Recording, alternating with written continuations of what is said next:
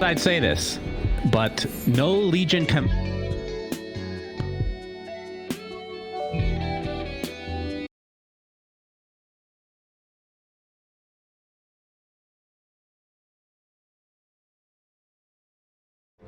Radiant team ban. Right.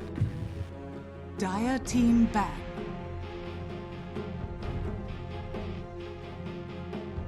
Good hero right now. They feel comfortable. So I mean, the changes to his Q have been pretty noticeable. And I mean, it's one of those things where it's kind of hard to visualize when you read the patch notes, and you have to see it more than a game. Obviously, you need a bigger sample size, but I feel like it has been quite strong. I mean, it's a little bit of a boost, but if you think about all the years of playing Ursa or just watching it, it's always so frustrating. You're like this bear that just can't quite reach that jar of cookies, you know, or honey in this case, I suppose. But now you get that little extra distance. It's pretty nice. Radiant team ban. Yeah, Did you like my analogy? Ursa, yeah, I love honey. Thank you. I haven't had honey in a long time. I keep forgetting to buy it so I can have it at home. It's great. What? Yeah. Forgetting to buy it. Yeah. Do you have honey at home? Yes. Okay. Well, there you go. You didn't forget to buy it. I'm a bit on the fence about this hero. It's like the buffs are nice, but I don't know if it's just a good hero by itself when you.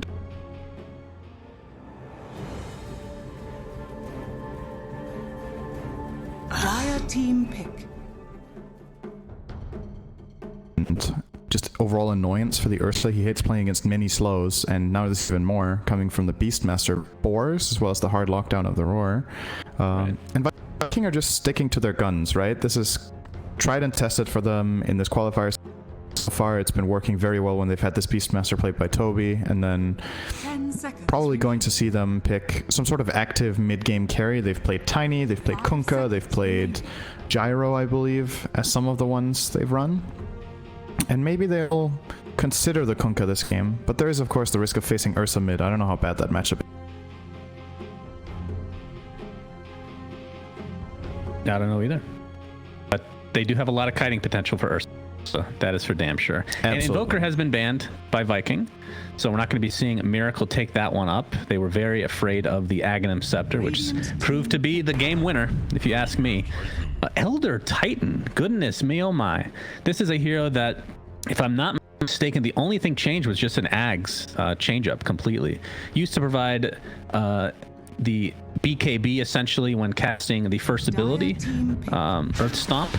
But now, if I'm not mistaken, Astral Spirit needs to hit people and then come back. Yes. Then you get the BKB. That's also how I think it is. Didn't really talk about this because you abandoned me during our... or maybe we did talk about it, actually. It is Earth Spirit, or Elder Titan. Do you think that's better than before? It sounds worse to me, but I'm a novice, I think it's better, as you know. The thing is, so the old one was while you're channeling the Stomp, the BKB starts, right? Yes. 5 seconds. The problem with it is that usually the way you use the Stomp on Titan is you use it from a range, and then you, after the Stomp lands, you run in and start hitting people, right? But so you don't need the BKB because nobody's hitting you, in theory. It's more that you're wasting away part of the magic immunity to get into the fight, right? Right. Whereas you would drop the Stomp.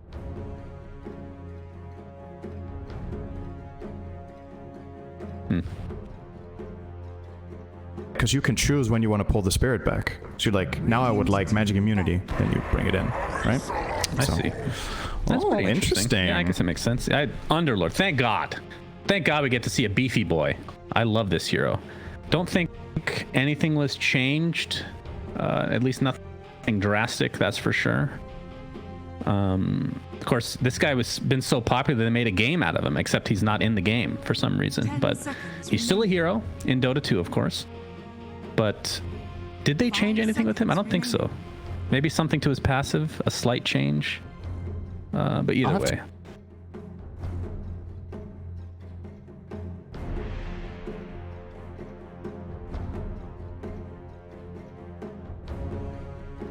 Dire team ban.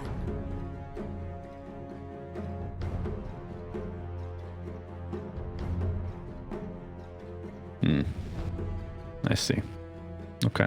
Nothing too drastic then. Of course, Gyrocopter was changed. I don't know if this is considered drastic, but I know his Aghanim Scepter has a longer range, but also in terms of the side gunner, that is, but also only hits the farthest target now, which is kind of weird. How does that play out? Have you seen this hero purchase in this patch yet?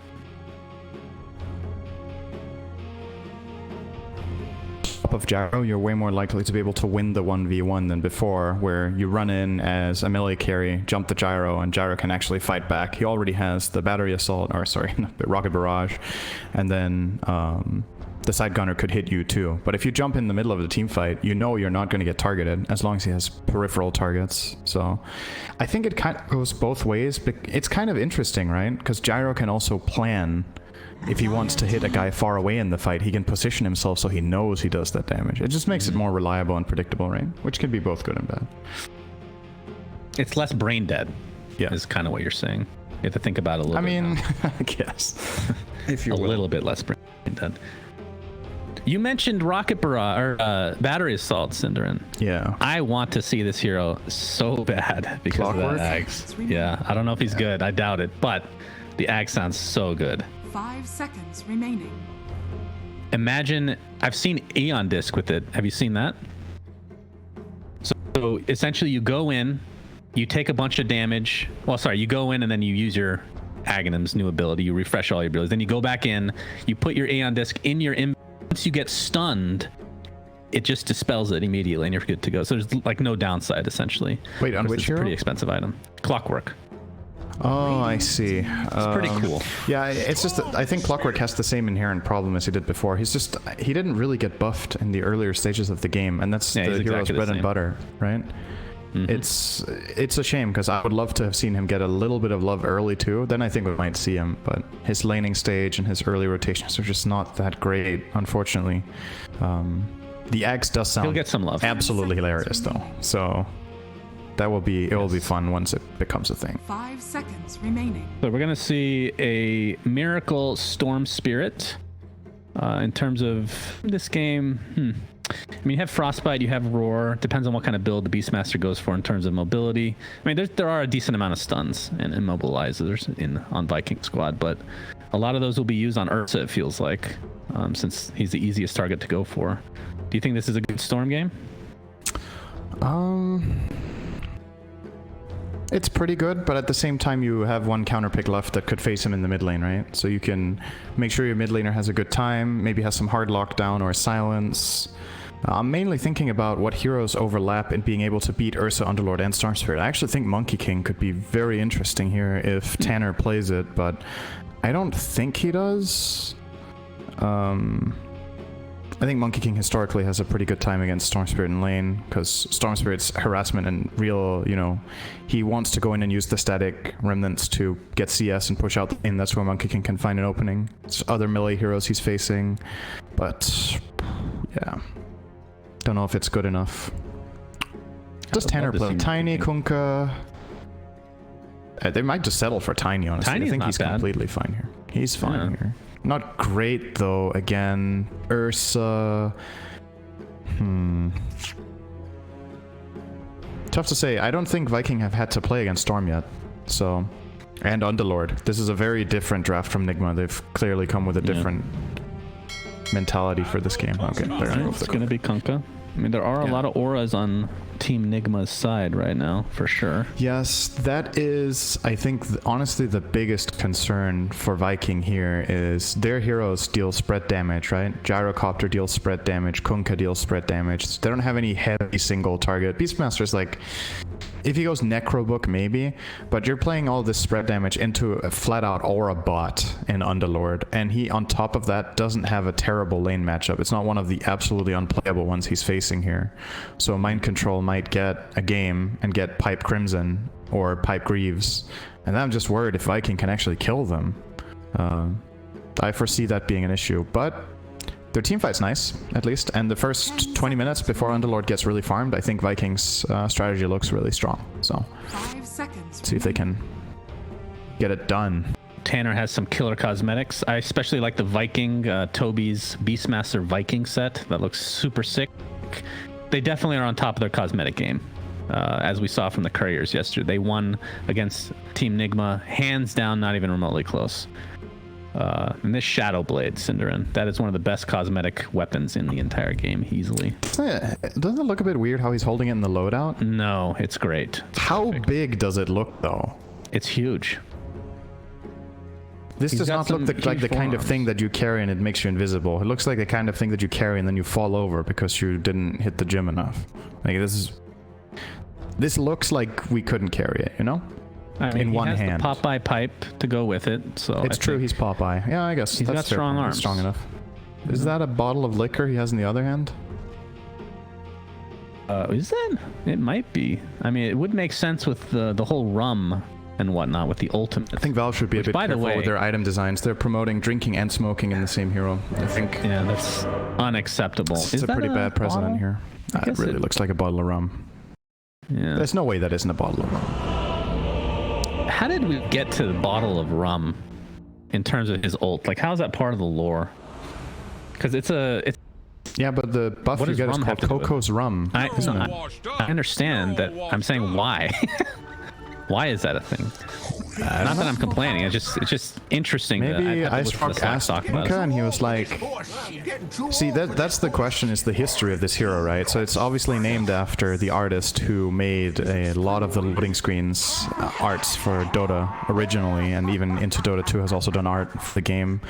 And for us. Do you think Ice Rock asked Kunkka what kind of hero would you like to be, or did you just make a hero and name it? Oh, you know it. Perfect. Then let's. I talked to Kunkka about this at a TI, and he says he gets this question a lot. But Kunkka was a hero that he just named after him, essentially. Okay, so he had no influence. Kunkka himself actually does not like the hero design, which is kind of funny. Not his type of hero, apparently. The bottle is called Aged Spirit of Tide.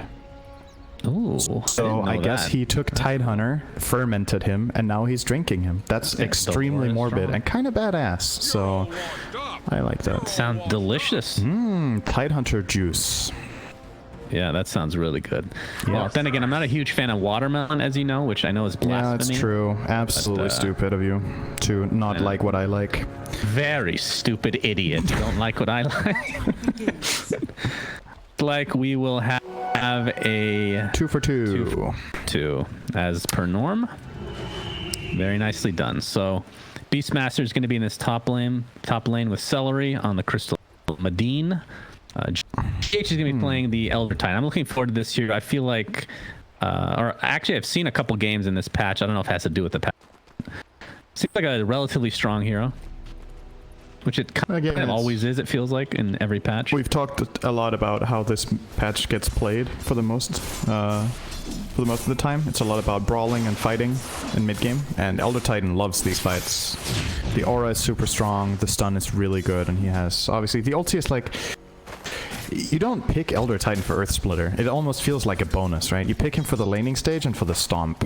And then if you can get a good splitter, awesome, but it was never the reason you grabbed the hero to begin with. So I mean, his ult always feels like a luxury, right? Unless you're playing him.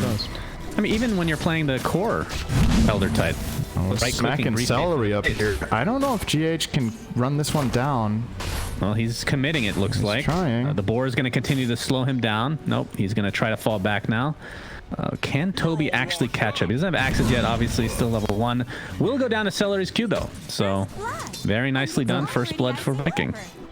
He did create a lot of space in this first wave, though, GH. So, Ursa got 5 CS to 2 of Beastmaster. I would still say this victory for Viking, but not by as much as you would think, considering it's a first blood. Right.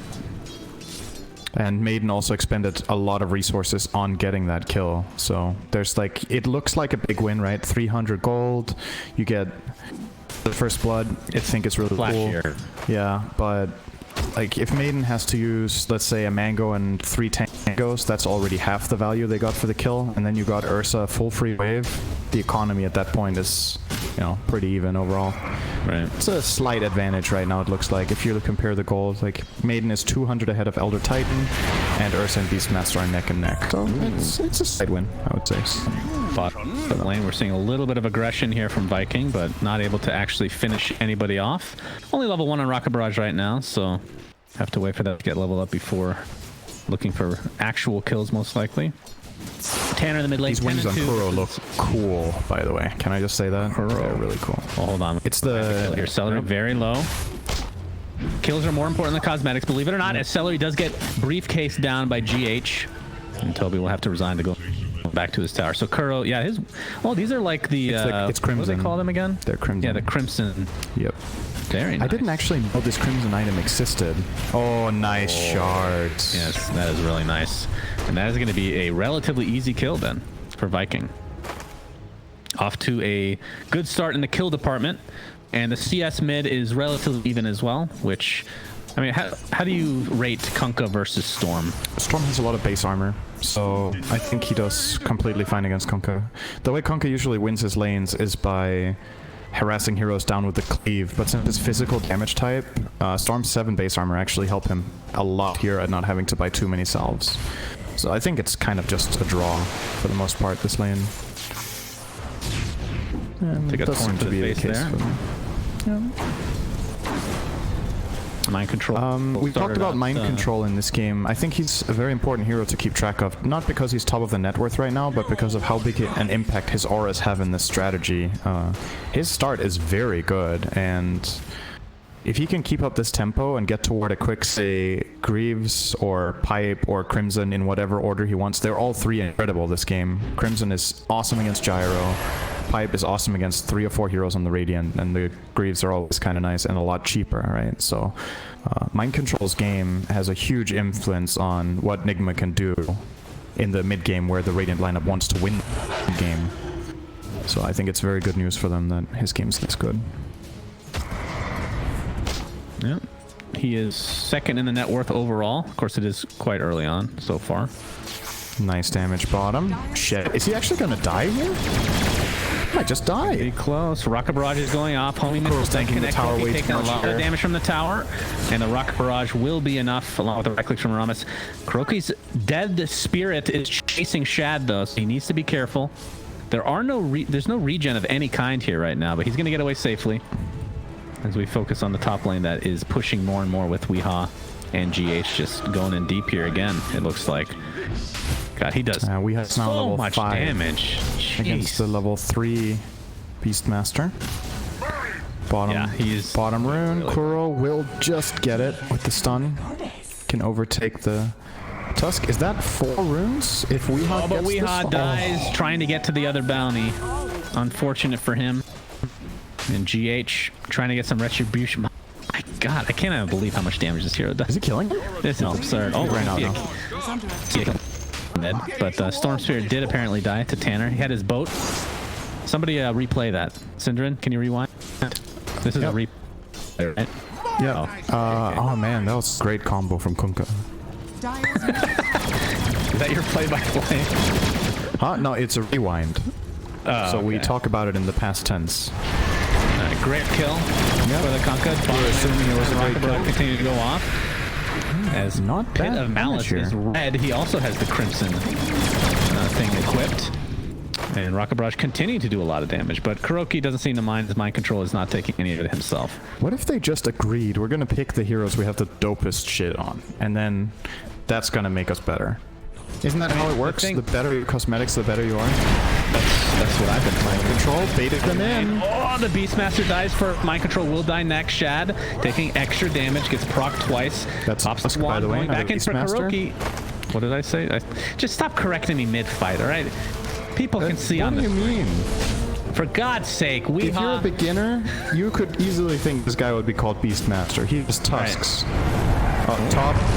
Very good stomp from GH. Taking the Echo Stomp, and GH will get the credit for that kill. And the Beastmaster will survive. The Viking. I'm just going to... The Viking. See, if you want to make it truly noob-friendly, we don't call them by their names. This is Pirate Man being delivered something from his horse. It's a flying, jaded horse, in case you were wondering. Pretty. And Briefcase Man, the businessman, GH, getting a nice shrine in the jungle. I've never played this game before. This guy looks like a businessman. He's a businessman. He's very serious about it. Top lane, the bear with the cowboy hat. Oh, that was maybe too far. He pops his ult, though. will take less damage as a result. We're seeing the Kunkka combo now on the Elder Titan. Business not so good right now as he might go down. He's going to dodge the Torrent though for now as the Storm Spirit comes in, takes out the Beastmaster. GH might get a stomp off here too if he... And Tanner. Is he good, you think? He's pretty good. He can go to the high ground now. We're going to see Storm Spirit get yet another. Watching the businessman end up getting dropped by the pirate. He thinks there's a ward now because he got hit from the low ground, but he was just standing barely on the stairs, I think. There was no vision for Kunkka there. He needs to use attack ground there, and in order to swing when he did, I think... So they're going to probably go and waste a sentry here. Yeah, that's... I'm surprised too. I definitely thought GH was on the high ground there. Huh. I could have sworn that was a fine stomp. All right, well he could have too. Up an Elixir, by the way, which we'll talk about very shortly. Pitamalis using the bot lane. Shad, who is not a pirate, by the way. This is a gyrocopter, in fact. Just happens to have a pirate ship he's equipping right now. Kuroki on the run, level 4. Shards will block him in, and the tag team should ensure that he will not get away this time around. And the credit goes to Tanner all the way from that mid lane. What a good clean boy. Oh, meanwhile, top lane, Ursa, Weehaw living on the edge, does have a healing salve, so should be good to go now.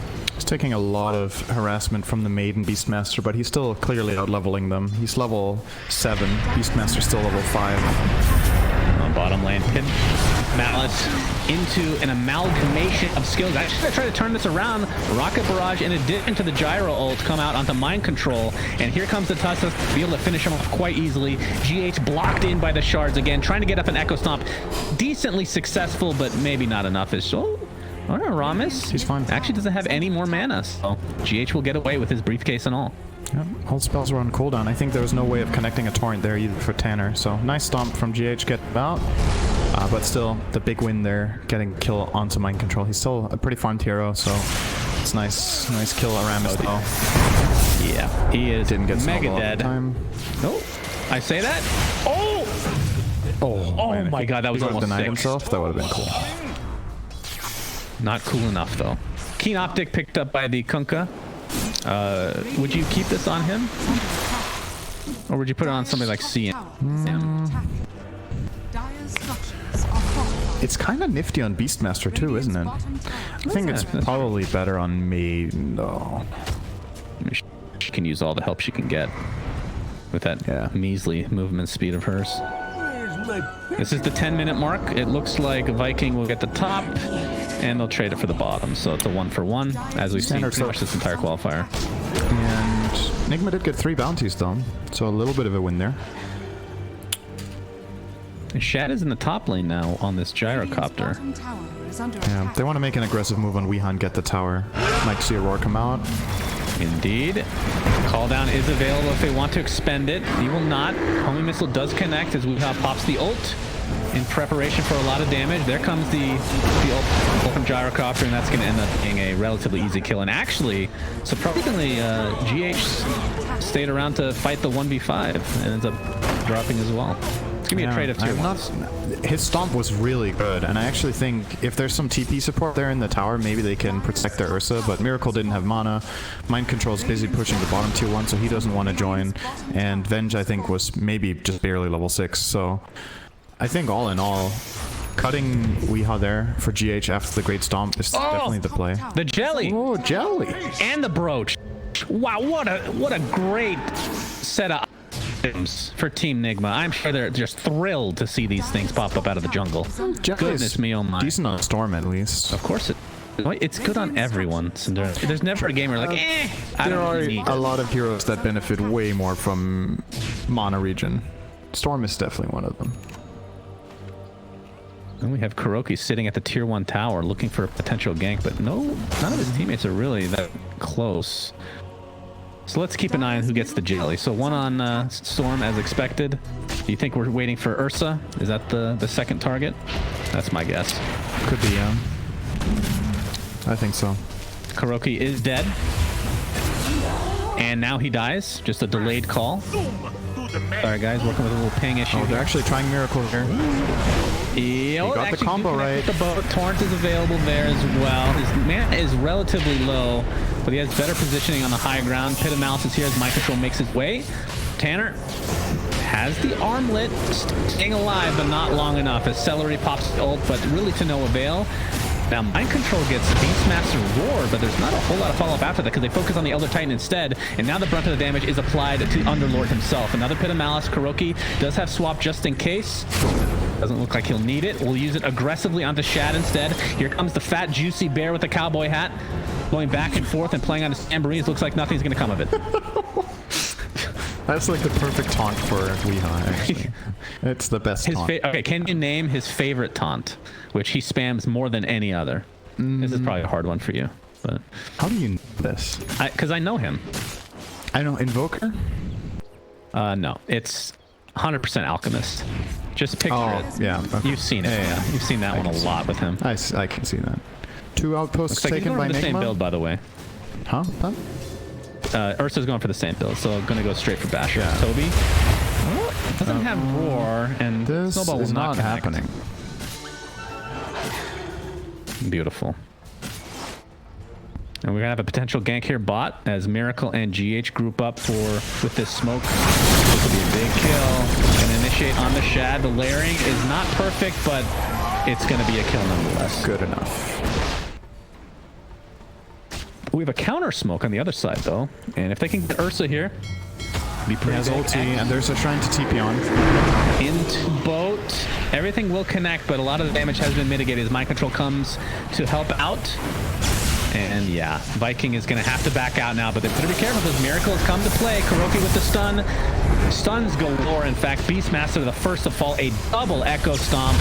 Tanner will stay alive. Absolutely not. 4 dead as Aramis will be a full team wipe. And my goodness, that is a lot of damage. All right, Elder Titan in this game has seemed very nice. I'll say that much. Okay, that's a lot of voice lines. Of course, Gyro is up already because he died bottom just before that fight took place, but technically a team wipe nonetheless. But yeah, very good fight for Team Nigma, and Toby. A lot of these value items. This has the buckler helm and going for drums now. So they're really going for the aura heavy Beastmaster. As we're about to hit 15 minutes, can they get this outpost at top with Elder Titan? I don't think so. Oh, he can actually stop them here. Yeah, that is. Wow, ooh, that is pretty big. Actually, and they have both. Dang. Wow. That's just be good here. We talk about heroes that are good with outposts. Elder Titan's really these good. 15 minutes have me sold on this hero right now. Yeah, I'm not gonna lie. It's the most convinced I've been by a hero I haven't seen so much lately in the minor qualifier. This has looked really, really good for GH this game. And Weehaw gets his favorite item, the Essence Ring. So he's found it in every game but one so far on his Ursa. Echo Stomp on the Kunkka in the mid lane. Going towards a Halberd right now. Gonna initiate onto GH. They do have some reinforcements here. Yeah, Kuroki will swap. Hit a Malice to help out as well. GH might be getting away, but no, here comes Shad, finally able to finish him off. It's Mind Control taking the brunt of the damage now. Elder Titan buys back into the game. It's going to be a trade of sorts. CM dies, but it did cost the buyback on Elder Titan. You really want to find somebody else, or else this buyback was not worth it. Okay, here a bear chasing. Oh, if they can get Shad, this will be huge. A TP is coming. He pops his wand. Nice roar from Toby. A buyback from Crystal Maiden. Kuroki blocked out with the ice shards. Beautifully done from Viking. And maybe they can clean up now as Kuroki and Weehaw kind of separated from each other.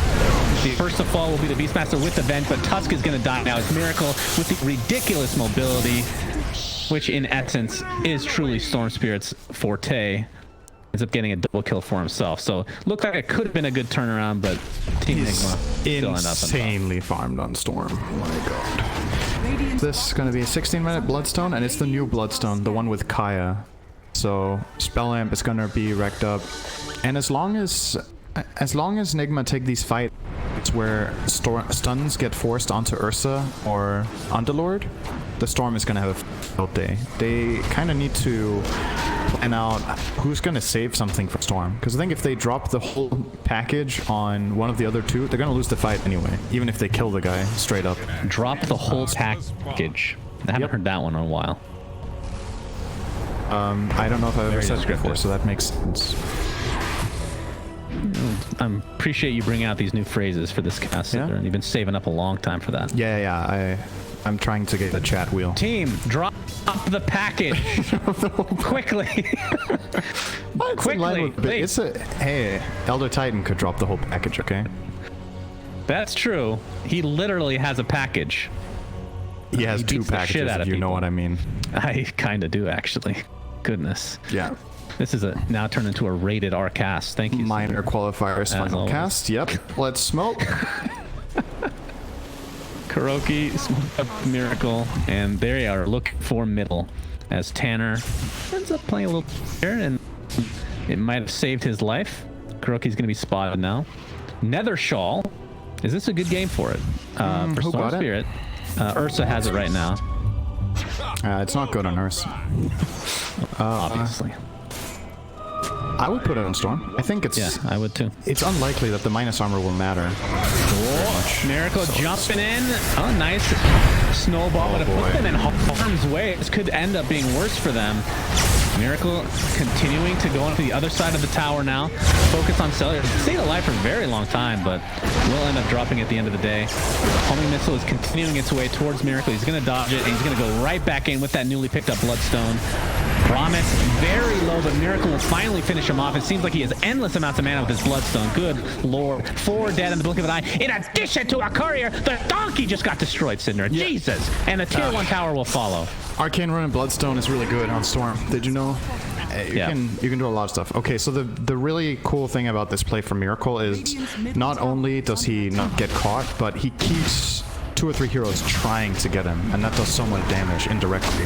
Because instead of being able to help in the team fight, they keep desperately trying to get a roar off on Miracle or an X-Mark or a Frostbite, like whatever it is. And he's just playing around with them, jumping in and out all the time.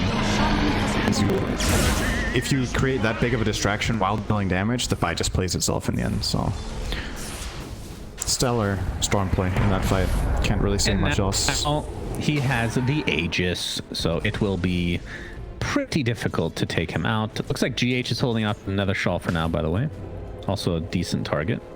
Miracle doesn't really have the slots. Sure. Well, you could drop a Null, I suppose. He's going to be going for an Orchid now on a Storm Spirit, and that is a pretty scary proposition for Viking, who lose their top outpost.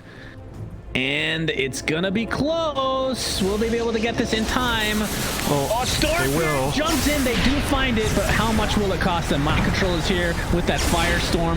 Boat coming in. Don't think that's gonna keep the Kunkka alive for too much longer, despite being a very good debuff. Or a buff, I should say. Tanner. Miracle doesn't really have that much mana to speak of. I hear Ursa beating the shit out of that Beastmaster. That's gonna be a kill for Weehaw, and the Kunkka will fall. So was it worth it? Probably not. As I have to admit, looking really good this game. Team. Yeah, I think Viking are in trouble. Now, that might sound really obvious to you guys if you've been watching a lot of Dota in the last month and you're like, wow, 9k lead minute 20, this game is surely over. But we have had so many pieces of evidence that Dota doesn't really work the same way. But you've got a different feeling about this one, don't you? Like when you watch the fights unfold, when you watch the way heroes ramp up, I think this one feels more like a real 10k lead, if I can call it that. Yep, like, I would agree. You're feeling the advantage in fights compared to what we've seen in different games in the minor qualifiers. It might also feel better just because Nigma are playing better with their advantage. But there's just so much valuable net worth. Well, it's just high value. Part has to do with Storm Spirit is the one that's snowballing, and he is quite possibly the hardest hero to contain when he's at this point in the game. I mean, we've seen this so many times in Dota's history. Swap up onto Celery, and he's done so. The other thing too is, if you look at what value Nigma get out of their net worth, the Underlord, for example, who's sitting on 7k gold, his gold is extremely impactful. He has a Crimson Guard, he has Arcane Boots for the team, he has a Buck for the team. All of this adds up in fights. This Crimson is making it extremely difficult for Viking to kill targets, just flat out. Oh, he actually has 60 bonus damage too on the Underlord. That's a free relic from being involved in fights. Not bad. Beautiful. Yeah. Pretty sexy. And this is going to be a trouble killing heroes. Or will. They're actually going to try to initiate here the boat onto Mind Control. The jump in from Miracle. They're actually applying everything, but Kuroki is going to save his Underlord. Kuroki will be the first to fall, but Weehaw jumped with that BKB. Splitter. split. So they hit 3, triple kill for Weehaw, and this is looking very grim for Here's your Viking. chat line. Radiant's middle Maybe a little too sexual, actually. But the tier 3 I don't know. tower is next on the list. GG is also game 1 Beat down. is an absolute beatdown. Wow. Well played. Well, I'm going to give the MVP to GH. I think that his early game was so impactful and created so much space for everyone else.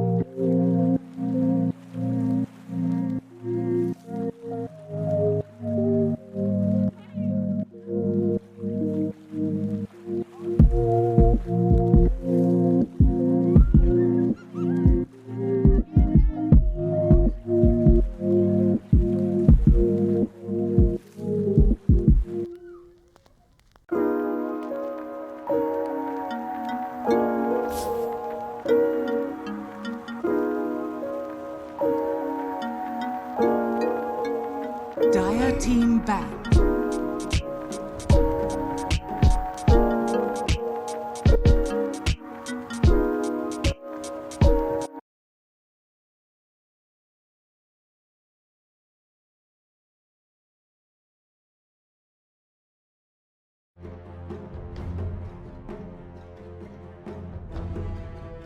10 seconds remaining.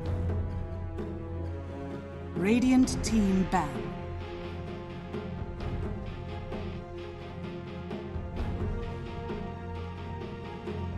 Dire team ban.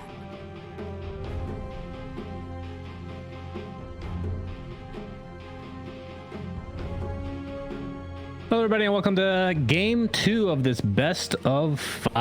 I am very excited. My name is Sunshine, joined by Cinder, and as always, this is the We Play Bukovel Minor EU qualifiers, and again, Nigma with a 1-0 lead. They need 2 more to secure the prize to go to Ukraine, my friend.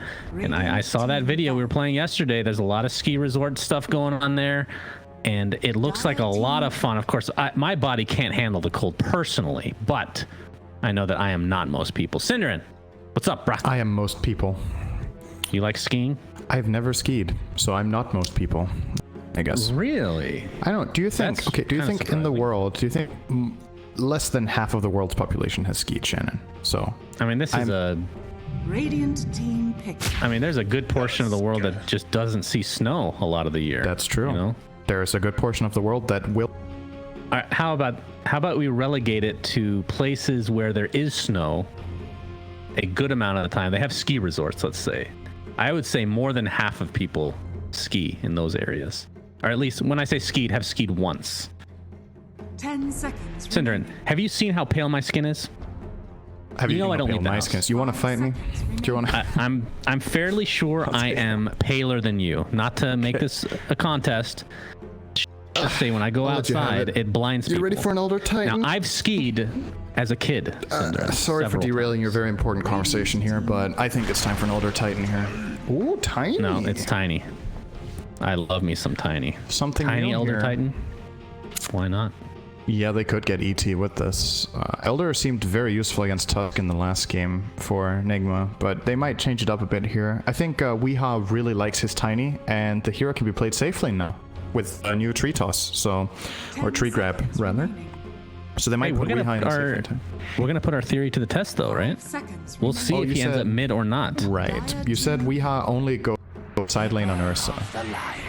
I'm not I think saying Miracle that's what played it it every is. game. I'm saying that could be a possibility, and we'll find out this game. Playing Look tiny. at them switching it up. 2 heroes they haven't played all qualifiers right here. That's right. Drow. Keeper of the Light. I'm not a fan of this personally. I think this is too early to pick Drow in the current patch. Like we've talked to death by now. So much running at each other, brawling, fighting. And I know the multi-shot is interesting, but Drow has some inherently really bad matchups. She does not like when heroes get on top of her. There's already a tiny who could buy Blink Dagger. There are plenty of heroes in the pool right now that Drow struggles against. We could easily see a Lycan come out. We could see Centaur come out from Mind Control. Plenty of ways of opening the Drow. So I'm curious how Viking are going to cover this Drow, because I find this hero needs a good protection in front line. They're going to ban PO, which is 1 counter, and the Storm Spirit, another one. So the bans are definitely targeted at keeping their Drow's game safe. Too many. You can't ban them all. Way too many. Yeah, I think I would agree with you on this one. It does feel like a little early for the Drow. Now, if you're going against a Coddle, just out of curiosity, because I don't even know the question, do you need to worry, like when you're drafting, do you look at it and say, hey, we need something that kills Will-O-Wisp? No. Because I feel like this spell is mega impactful. Is that something that you're looking for right now? Because they don't really have that. There are 3 ways of addressing it the way I see it. You either get a hero that can kill the Will-O-Wisp, like Lifestealer Jugger, this kind of hero, which isn't a possible solution, or you pick a lineup that can disengage from it, or a lineup that buys multiple BKBs, because BKBs counter hard counter Coddle really well. So that's a possible solution that you could also get. There's also heroes that inherently are good against Coddle. It's not like the hero just has free fights nonstop, but it is a GH Coddle that makes it harder. Probably, in my opinion, Your favorite hero? The best player in the world on this hero. If I had to choose one, it would be him. He plays a very good Coddle. Yeah, I would probably agree with that. 5 seconds. And in But most combination of with the Mars's Coddle- Arena, by the way, pretty dirty. BKB still counters Yeah, both, but It regardless. does. I think that's how they should be thinking right now, because now Nigma picked the Mars arena against Drow so that they can protect themselves. Obviously, the projectile block is extremely useful against Drow and Drow strategies. So you need to either, I think the way you go about it now is you keep Drow as a carry, and you don't go an all-ranged lineup that uses Drow. You get BKB carrying heroes that go in, so you can get on top of this Coddle, get on top of this Mars and Tiny. But you've cornered yourself a little bit now, right? Because what hero can you get? Lifestealer Drow? Sounds pretty weak. Jogger Drow? Also doesn't sound very good. Like, I mean, have you seen one Lifestealer carry since the new patch came out? I've played against it or with it in 2 pubs, I think, and it was okay. Maybe Knights? Okay. That'd be a good 4 in theory. I mean, the problem is you pick Drow, so you want at least one range hero, and Crystal Maiden is not considered one. It's not a requirement. You don't think so? Especially now that Precision Aura got reworked into multi-shot, she can more hold her own, you know, as just a ranged damage dealer. But the ulti still transfers to ranged heroes, gives them attack speed, but it's... I think you're cornering yourself way too hard draft-wise if you pick a ranged carry now. You also have to deal with the fact that Nick I have last pick. So if you commit for a ranged strategy, you could end up facing Arc Warden Mars. Like, how are you going to deal with that, for example? Or, you know, there are plenty of problems. Spectre. I would pick Spectre. For Viking? Drow. No. Oh, against Drow. Yeah. Yes, against Drow. Spectre's okay. It's a little on the slow side for this patch, I feel. But the other heroes Nigma have are pretty fast, so it's playable. I like PA as a possible option here as well, potentially. But I don't think we're assuming that Tiny's in the safe lane. Yeah. Yeah. I mean, I think you're going to be right that he's going to be. I think they are switching it, but it will be interesting to see. I think it's Weehaw safe lane Tiny. I'm pretty sure about that. Well, we're going to see the new tree grab in action. It's very exciting to have this back in his arsenal, honestly. I know it's a little bit different than before in terms of you needed to buy Ags before, and it felt really good once you got Ags, but now you just get it for free, basically. I mean, it's a little bit weaker, but I've been liking Tiny a lot in this patch so far, at least watching some of the pros play. Dire team pick. 4th pick is going to... Ooh, and an Nigma. Okay. Wait, hang on. This is like a triple bubble strat right now. I thought Is Kura playing Coddle? I thought the Mars was going to be mind control, but this Enigma kind of has to be played 4 in this game, I think. Very interesting development. Unless you can play like 5 Mars? I think. Does Kura play Enigma? Behold the horn of Magnus. Oh boy. Oh, Magnus. Boy, there it is. There it is. Will we see the Ags, and will it be good? We've seen it. The question is not will it be good.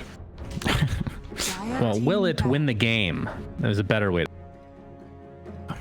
Very, very cool. Bat Rider 4-second skewer. Can't wait. So I feel like this Bat Rider ban might be sitting...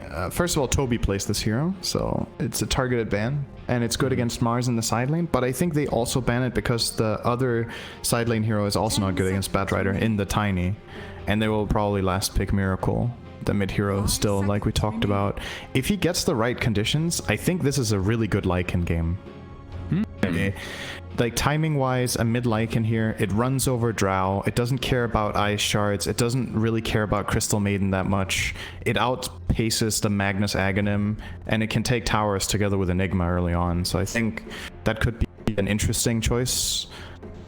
Alternatively, they could kind of just stick to their guns, right? Get the Invoker and play strong teamfights. You have sick teamfight spells. I think tempo is the way you want to go about this Magnus hero. The way I see it. Take advantage of the Ags buildup is not that good, right? It's when it's complete that he's strong. It gives you like 15-20 minutes. The cool thing about Vikings lineup is something that we haven't been able to ever really say.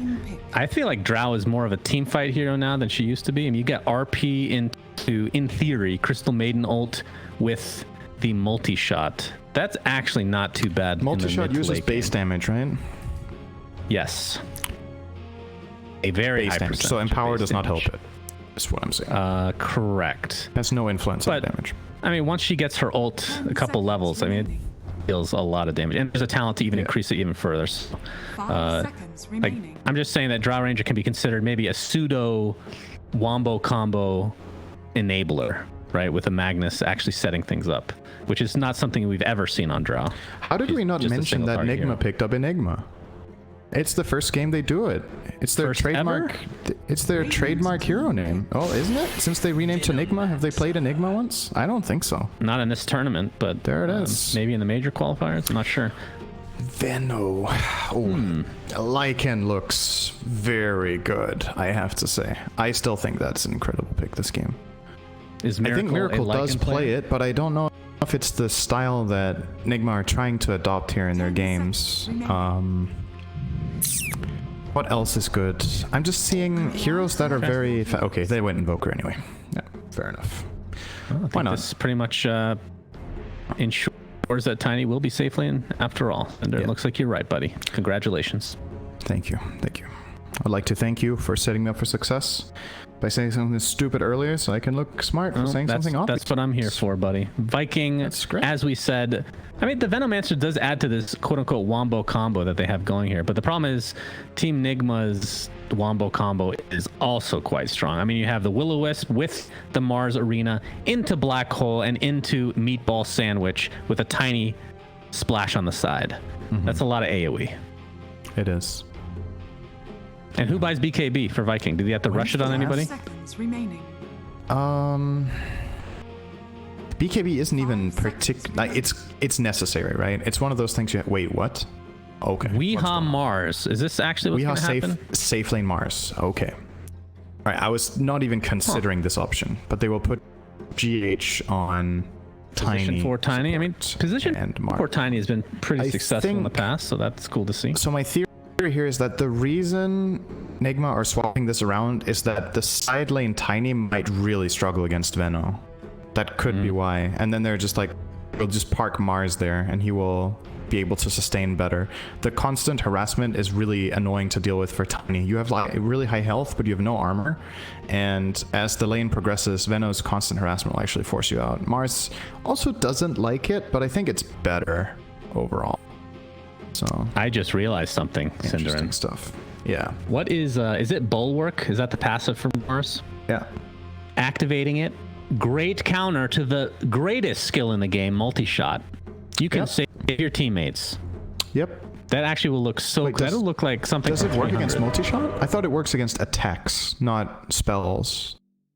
I thought it was physical. I mean, it's kind of a physical attack. Reduces movement. Redirect 70% of the attack projectiles aimed at Mars's allies.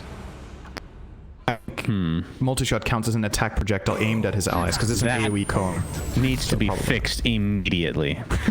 The lore needs that spell to counter multi-shot. We counter for multi-shot. It's obviously the best skill in the game. Man, Kuroki's playing Coddle.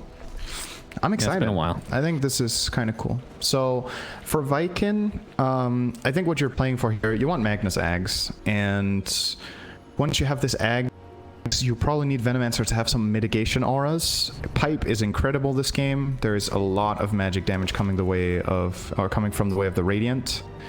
And you need to pressure your lanes. You have to play aggressively. You're playing against an Enigma, and you're playing against a support duo of Tiny Coddle. You have to try to bully in lanes. Keep in mind that Midnight Pulse was actually changed to be magical, not pure. So by being able to answer. Yeah, they increased the damage, of course, to match up with it properly. I wanna mention one more thing as well. I have played a lot of Coddle since he got good again, and I love playing this hero against Tusk. I think it's one of the hardest counters in the game as a support. You have Blinding Light against the tag team, so when they try to go in for someone, you just blind them away. If Tusk ever snowballs aggressively, you can pre-cast Will-O-Wisp on the guy he's casting it on, and then blind them further into the team. And you're also naturally fast, which is something Tusk struggles at dealing with. He wants to run heroes down. You're as fast as he is without boots. And then finally, added benefit this game. I think Coddle is also great against Drow, right? Like, same logic. You blind them. Drow has the ability to maybe with a Dragon Lance kill the Ignis, but... Or Will-o'-the-wisp, sorry. Oh, Some call Kuroki. it Willow, some call it Ignis, and some call it Lamp. I like calling it Lamp. I find it... Ignis, the old Coddle ultimate. My goodness. Kuro needs to not die here. He TP'd down here. Okay, He's fine. Takes a lot of damage, and the creeps are now in tower range, so it's going to push a little bit in favor of Viking, who have a tri-lane going right now. Will this stay a tri-lane? That is the question. I'm going to say... I think you're pretty happy playing 2v3 in this lane, because it frees up your Enigma to have a great time against Venno, and Tiny will be able to roam mid if he wants later on, and maybe try to get kills with Invoker. We're going to see some switch ups here. So GH actually does come bottom, at least for the time being. Maybe try to get some to solidify their laning stage, and then perhaps roam actually that's afterwards. fine too, because Venno should lose to Enigma, so you have the freedom. That's the main point here. Tiny can do what he wants, and that feels really nice when you're position 4. When you can do what you want rather than what you have to. GH, of course, has boots level 1, so looking for a potential toss. It's going to be a little bit difficult, although tossing into the spear from Mars set up something pretty nice. He's going to get blocked in, though, into the shards. Going to attach Tusk to his own shards, and the defensive toss not going to be enough as Shad takes the first blood on Weehaw. Not a great was start. far off to the side, getting his items from the courier, so he was way too late to be able to blind there, and just little miscommunication, maybe playing too aggressively there. But looks like they will end up getting Shad for it. So indeed. Okay, that was not a necessary spear. He needed literally one attack. Style points are allowed. They're very important for Weehaw, knowing him. Oh, maybe you looked a little foolish there and not him, but it's... Oh, dodged the shards. That was nice, though. It's barely sidestepped. What do you think he should skill on Mars level 2? I'm a bit torn here, because I think both options are really good. Alright, instant Bulwark. I think Bulwark is the play. He just activated. God, that hero looks so hilarious when you activate that now. Such a For a cool moment, change. I thought it was bugged, because I just clicked it. When I clicked it, I was like, wait, can I switch his spell on? Because I just clicked it for fun, and then he switched on. I was like, there's no reason. He has no reason to... Oh, he's just doing it for fun. It has 0 cooldown. It was a great Reddit suggestion. Shout out to whoever suggested that bad boy. How big is the radius, do you know? No, I don't know. Does not say. That'd be a good myth buster. It looks super cool, actually. Miracle right now. That whole that whole formation in military history isn't that it's a phalanx thing, right? Yeah. The thing where you have the big shields in front. That was a phalanx that started that. That is right. GH gets the excellent top celery. Gets speared onto a... Oh, good We're seeing a great multi-shot. Doing a decent amount of damage. Celery gets off the health salve. The courier taking some damage. It will live, but will Celery? No, he will die. But the Coddle dies first. So the 1-for-1 exchange. Weehaw. Look at he's moonwalking back to this tier 1 very slowly but surely. He's taking why did more he damage. Just walk in there? Okay. Aramis, he has spelled his shard. Kind of just killed himself. He killed himself. I mean, that's the Weehaw special, right? At the end of the day. That's his was specialty. unnecessary to walk into the tree line. I think it was fine just running down the line. I mean, it does take some getting used to the new Bulwark, of course. It, in theory, though, you would think that it is good in a tri-lane, but maybe not necessarily as the carry Mars, if you know what I mean. Yeah. Because you have to switch between both to be able to get last hits. I don't know. It's an interesting spell, nonetheless. Well, it doesn't give you any damage penalty, so you can have it on while you're CSing. Oh, you can attack? No, I didn't know that. Oh, wait, can't... Oh, hang on. Can... Maybe. That doesn't... No, you're right. He can't attack. Never mind. Yeah, I'm being stupid. He can't attack. Okay. I was but since it's... Hey, that's not very realistic. It's insta-toggle, right? Like, you have no transformation time, so... It's kind of like Ring of Basilius that you could also just switch on and off all the time in the past for armor or no armor on creeps. GH, another Avatos, so a little bit too late. Crystal Medine into the tier 1 will fall. GH taking the brunt of the damage from this multi-shot. Don't think that was meant to be a mana leak. Weehaw continuing to moonwalk with the Bulwark, having a lot of fun with that skill. It's almost like a pseudo taunt for a hero that doesn't actually have a taunt. Yeah, perfect for Weehaw. Enjoy it. And bounties are up, and it's going to be split. As Tanner goes into the jungle, by the way, this is something that we've been seeing a lot from... I mean, the fact that they changed Empower to be double the effect, essentially, on Magnus himself means that he's going to be less of a support hero, and now more of a... Yeah, they lowered the values too, though. So, but it's better on Mag than it was before, but not by a massive amount. But now it's not nearly as good on allies, right? So you're not going to, like, so you're playing pick a PA into Magnus as much. Yeah. It's still good though. I definitely think Mag PA is still a viable strategy. 45% cleave and 25% damage is no joke, but... Yeah, but would you pick a Magnus as a support in Planet? No. It would be the mid still, right? I don't think Mag support is a good thing anymore. Kuroki getting slowed multi-shot, not quite enough to take him out. He went 2 and blinding light. I don't think I've ever seen this build before. 0-2-1. GH the toss into the spear, into a Sunstrike. Not gonna be enough for the kill, nice. But they'll find it a little bit after regardless. Really nice spell casting. It looks so easy, but getting the toss into spear like this and making it look that good is not as easy as it looks. Oh, nicely done. Oh, will he get it? Oh. Not cool. Okay. Tanner missing the skewer, and GH is just gonna essentially taunt. Just standing. What's happening here? He wants to contest. Oh, he's gonna get blocked in a bit, but not a whole lot of damage to speak of after the fact. As there is a toss back onto the Centaur creeps. Just trying to steal these neutrals, and I think he did get it with the avalanche. With blinding light. Okay.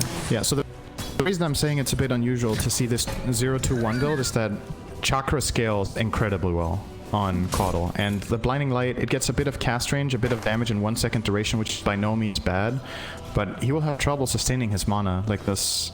He only gets 80 mana from Chakra, and blinding costs 145, so limited in that aspect.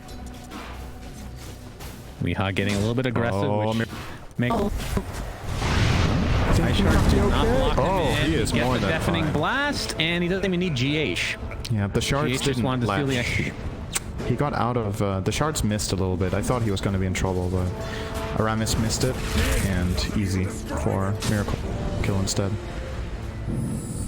This game is, again, looking super good for Nigma. We're only 7.5 minutes in, but they're just flat out winning their laning stage. And they're winning the laning stage with Nigma. And let's remember, this hero is generally considered a bit greedy, especially when played as position 4. But when it gets this kind of a 1v1 matchup, it is extremely powerful. Mind Control can buy whatever he likes. He's currently rushing home the Dominator, can buy auras for the team, can buy BKB Blink to try to carry the team. The hero with farm is actually one of the most versatile heroes in Dota, which might seem a bit counterintuitive when you look at its spells, but it can do many things. Hey, a Faded Brooch goes to Tanner for now. Seeing this item very consistently, Cinderin. Yeah. It's a solid item, though. Not one that you're sad to see, unlike Iron Talon. Iron Talon. I'm convinced they'll buff it, right? They have to be buffed. Yeah, I think so. I think you buff it, or... Because, like... It's like when you do, like, a promo for a game, right? It's like everyone is excited, oh, Iron Talon, and then people realize it's bad, but it was great for the promotion of it. People are like, yay, our old items are coming back. Yeah, but true. It's just not. I really stand by. I think it's the single worst item you can get, pretty much consistently. And so either buff it or right. It has nothing to do with the item itself in theory. As Sunstrike will finish off the Crystal Maiden, and Aramis level 4 there is the ult from Weehaw Snowball. Pretty solid, mitigating a lot of damage here as Venomancer gets taken on the top lane. Looks like that was a black hole extended for it, in fact. As Shad is left by his teammate to his own device. Nothing can do to chase. Tanner coming in. Can they actually find the drop range? This would be pretty big. Not for now. Kuroki taking more damage. Sunstrike! Oh, miracle again!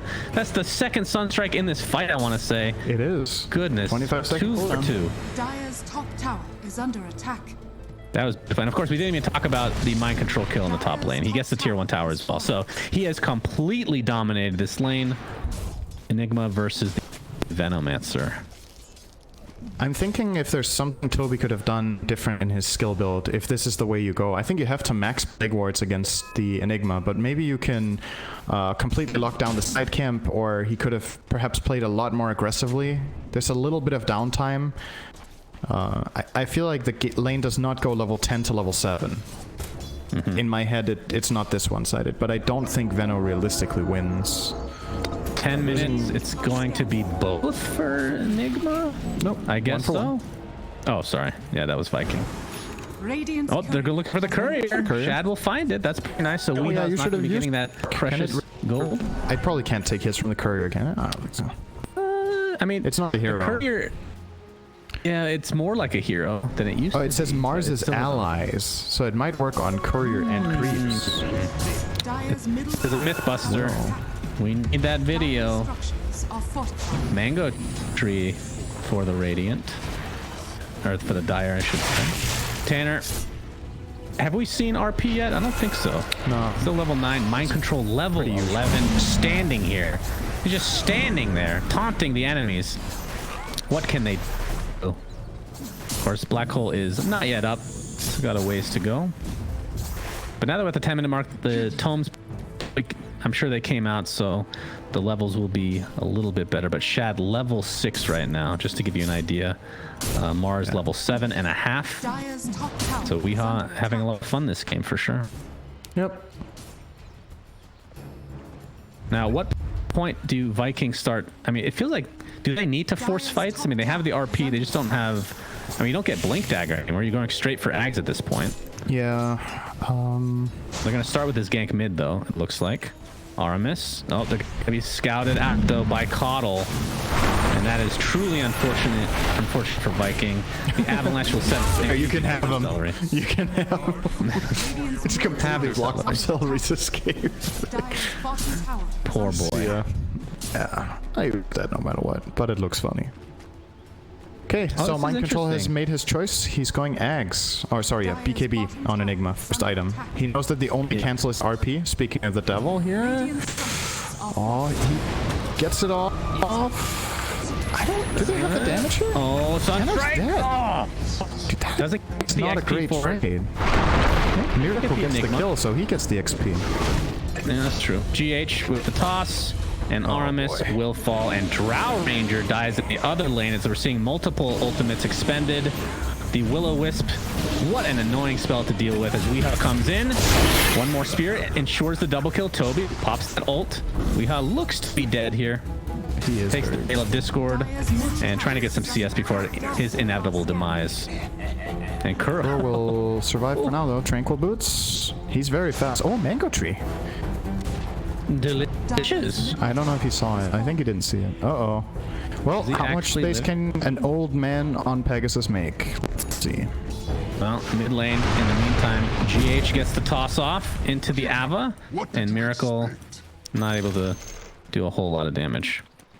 And how's the old man doing now? He got out. And he's almost full He's HP again. Yep. Very nice. So Double I think, bracer on GH now. I think the timing for Viking is you get Axe on Mag and you fight. I don't think this is a game where you just sit back and farm and expect to win, because Enigma's game is way too good. Invoker's game is way too good. He is going for the Aghanims again, Miracle. So definitely seems to consider this +1 on every orb big upgrade. And I think in this game he has way better use for Cataclysm. That's the other thing. In the previous game where he got the Ags and didn't use Cataclysm until the end, his setups were a Sand stun.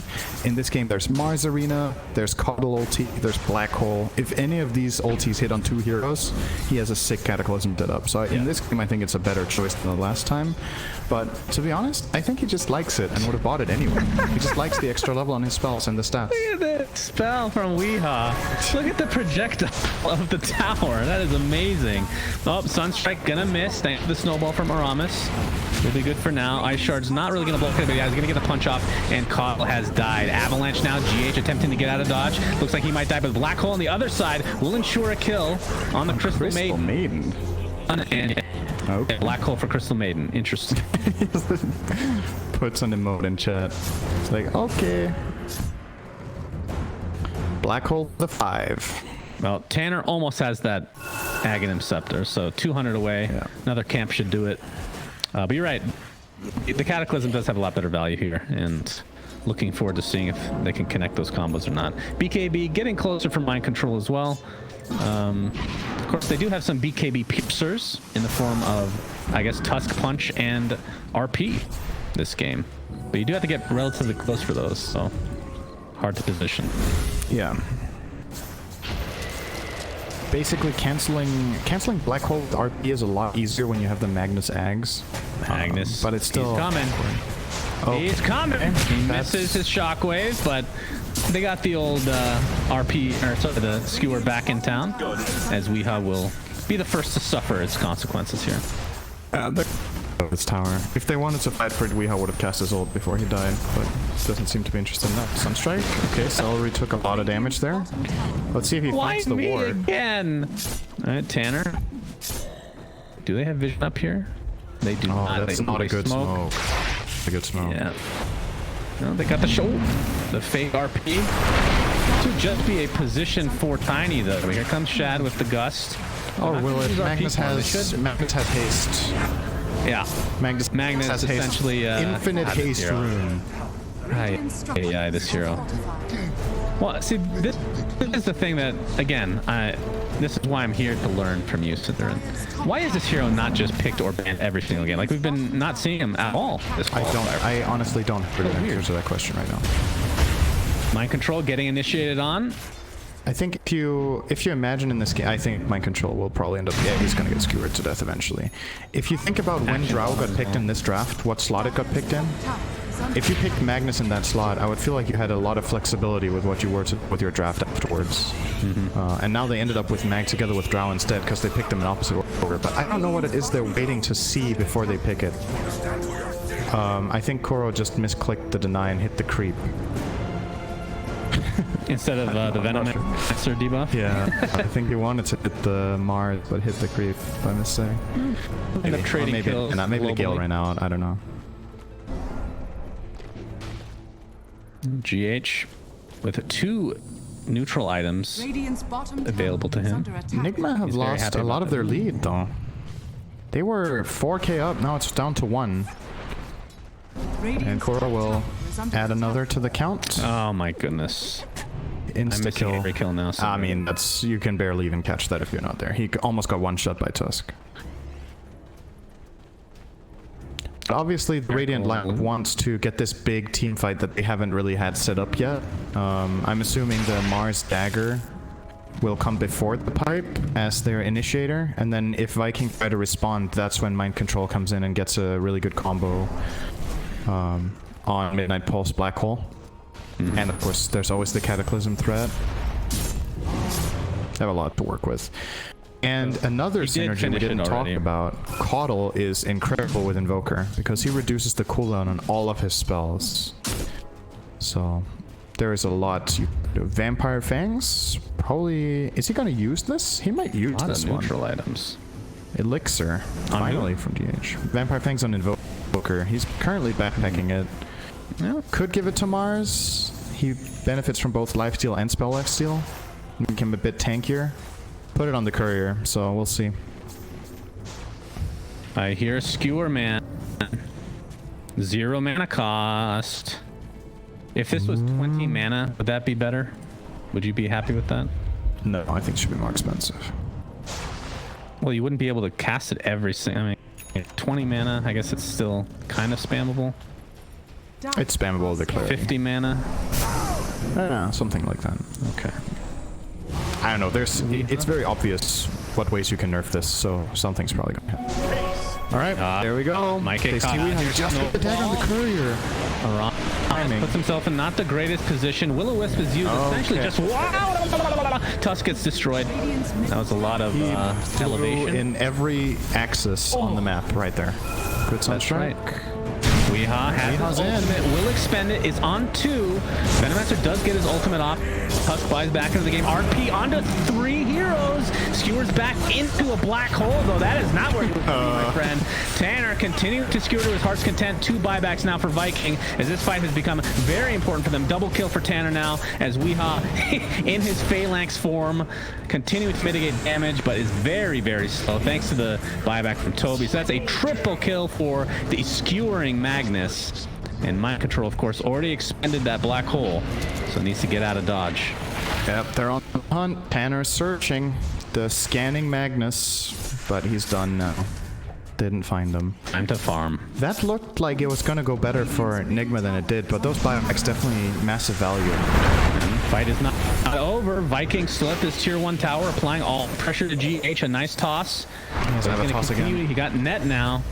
Avalanche, that might be enough. Wait, the shards block him in though. And the Gale will connect, so this looks to be a dead GH. And in the meantime, Enigma did end up getting killed after all of that. Sunstrike. Oh, it does connect on good Toby. sidestep from Celery. Oh, but Weeha might be on his tail now. Mars already up. He misses his spear though. Celery into the snowball he goes. And the ice shards are there, blocking in Weeha. As the Venomancer did die, multi-shot applied though. And actually skewers out of the multi-shot. And the Courier gets decimated by Weeha. But the punch should ensure that Weeha will finally die. Tanner pops the BKB. We're taking very little damage. Miracle will be next on the list for this skewering Magnus again. And Viking just playing with their food at this point. Every time I see this hero played, I don't understand why it's not just This is absurd to watch.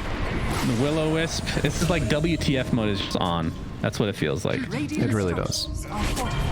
Celery able to get the D ward, as Magnus, as you can see on your mini map, is just all over the place. That was a pretty costly spear miss from Weeha when he did the blink in to get the 2-man arena. Because if that spear hits on the maiden, that's an instant kill. And I think the fight plays out very differently. So it's a classic thing that happens a lot with Mars, and I think it's a mistake that most players make, or it's maybe the most common mistake, is you feel like you need to rush your spells. But a lot of the time, blink arena, wait a second to see the movement trajectory of the maiden there, and you will not miss that spear. He's just rushing all the spells while she's sidestepping and then missing. It would be a great fight again for Viking. They're totally back in this. Thanks to what, Cinderin? I think Magnus Skewer has played a pretty big role in this game. Yes, I might have to agree with you on this one, for once. GH, though, is working towards a blink dagger. He's very, very close, so they will have a little bit more initiation possibilities. I mean, the thing about their lineup is they just have so much team fight that it feels like even if they're down, which they barely are at this point, they always have that ace up their sleeve. And they don't have to expend their ultimates in the same fight either. But Magnus is the scary one. Takes the frostbite and the death to follow. Skewering again. Tanner, he gets bounced around by Weeha, so not able to get the RP off, but he gets it onto Enigma, who pops the BKB, and a buyback from Cottle now. Tanner pops his BKB shortly after, and Enigma dies immediately. That is truly unfortunate, as Weeha looks to be next. The Skewer again will finish him off. This tier 1 tower will not be standing very much longer. And Viking, I mean, that Enigma black hole BKB did not work out as planned. No, the Dragonlance was important there for Shad. I think without it, he might have ended up being in range for the black hole. But outlasts it, or outranges it. And I think we're starting to see a problem here for the Radiant lineup as well that we didn't really cover. With the way they allocated the heroes, they don't have single target physical damage. This Magnus actually can't die when he's BKB'd. Who's going to kill him? It's a safe lane Mars who has 160 damage. It's a mid Invoker who's largely magical, and it's an off lane Enigma. So the mag in BKB kind of feels invincible, like he can do whatever he wants. And but for now, that definitely feels hate to see it. The case. Oh, here Shad he comes. Picks up the Aegis. Get the mag. Tanner. LOL. LOL. Hey, at least the now, monolith's the thing nice. about I'm not saying this is the wrong build, but in theory, Weeha could build DPS this game, right? Because this hero can kind of be built as a semi-carry with some damage items. Deso Ags is pretty strong. I don't think you should buy a pipe. That seems pretty meaningless by now. I don't think it's gonna do enough. Deso BKB could also be good. Because I really think it's the damage that's lacking right now. They have loads of control. Is he gonna kill Aramis here? It's gonna be look close. like it. He's burning very low. Miracle Golem could creep. go for the kill. The Golem creep will continue on, and he's gonna punch it in the back of the head. It will live, and the little babies will survive. And looks like no kill will come of that. Then meantime, in mid lane, we have a Will-O-Wisp. No. Chad taking a lot of damage, but Tanner is here. Nice job from Weeha finishing him off before he could get away. GH in the meantime gonna try to get away from this everlasting Skewer. Very impossible to deal with, as GH will blink to safety. Caught off though. Gets off the ult just before dying. The question is, does Viking want to go any further here? It looks like the answer is the Tanner has absolutely no mana. No problem, you don't though. need it for skewer, guys. No mana, no problem. You don't need it. The shrine is not up, and he's just going to pick up all the runes, and nobody can catch him. So that's the end of that fight. I mean, if it was a normal, if that cost any mana, then Yeah, he'd he be could dead have right now. I think if you want to do anything to this mag, I think putting Mana Leak on him is really nice, and then outside of that, he's just there. You try to kill the heroes because you need a really hard lockdown. He's not dying outside of a black hole. I'm pretty convinced. He can react, unless they get like the perfect Avatos into Mars Arena Spear combo. I don't think they have the damage. He has 3,000 health. Oh no. The non-stop skewer. It's happening. It's happening. Oh, he got Quickening Charm. Oh, Quickening Charm. Now, I know I'm not queuing it up, Cinderin, but I need to know from you, how viable is Octarine? Is it a meme or is it real? Viable. I think it's viable. So why not go for it? It depends what your goal is in the game for your lineup. I think the reason he shouldn't buy it this game is that they need the physical damage. So he's buying Satanic so he can stand and deliver. If the Venomancer was a different type of offlaner that was more reliable physical damage, maybe he could have gone for Octarine, but I think for now this is better. He got a crappy coat. I think you give that to the Maiden. That feels real nice to get 13 armor on Maiden. Carrying by the instead, though.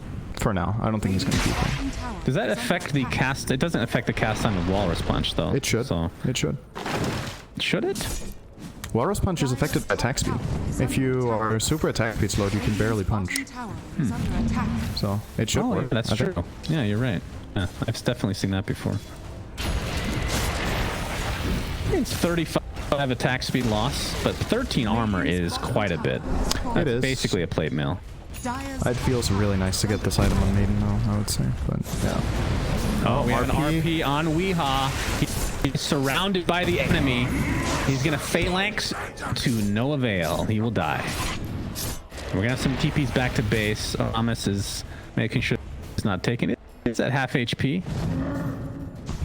But they're just gonna go back to farming. 3k lead now for Viking.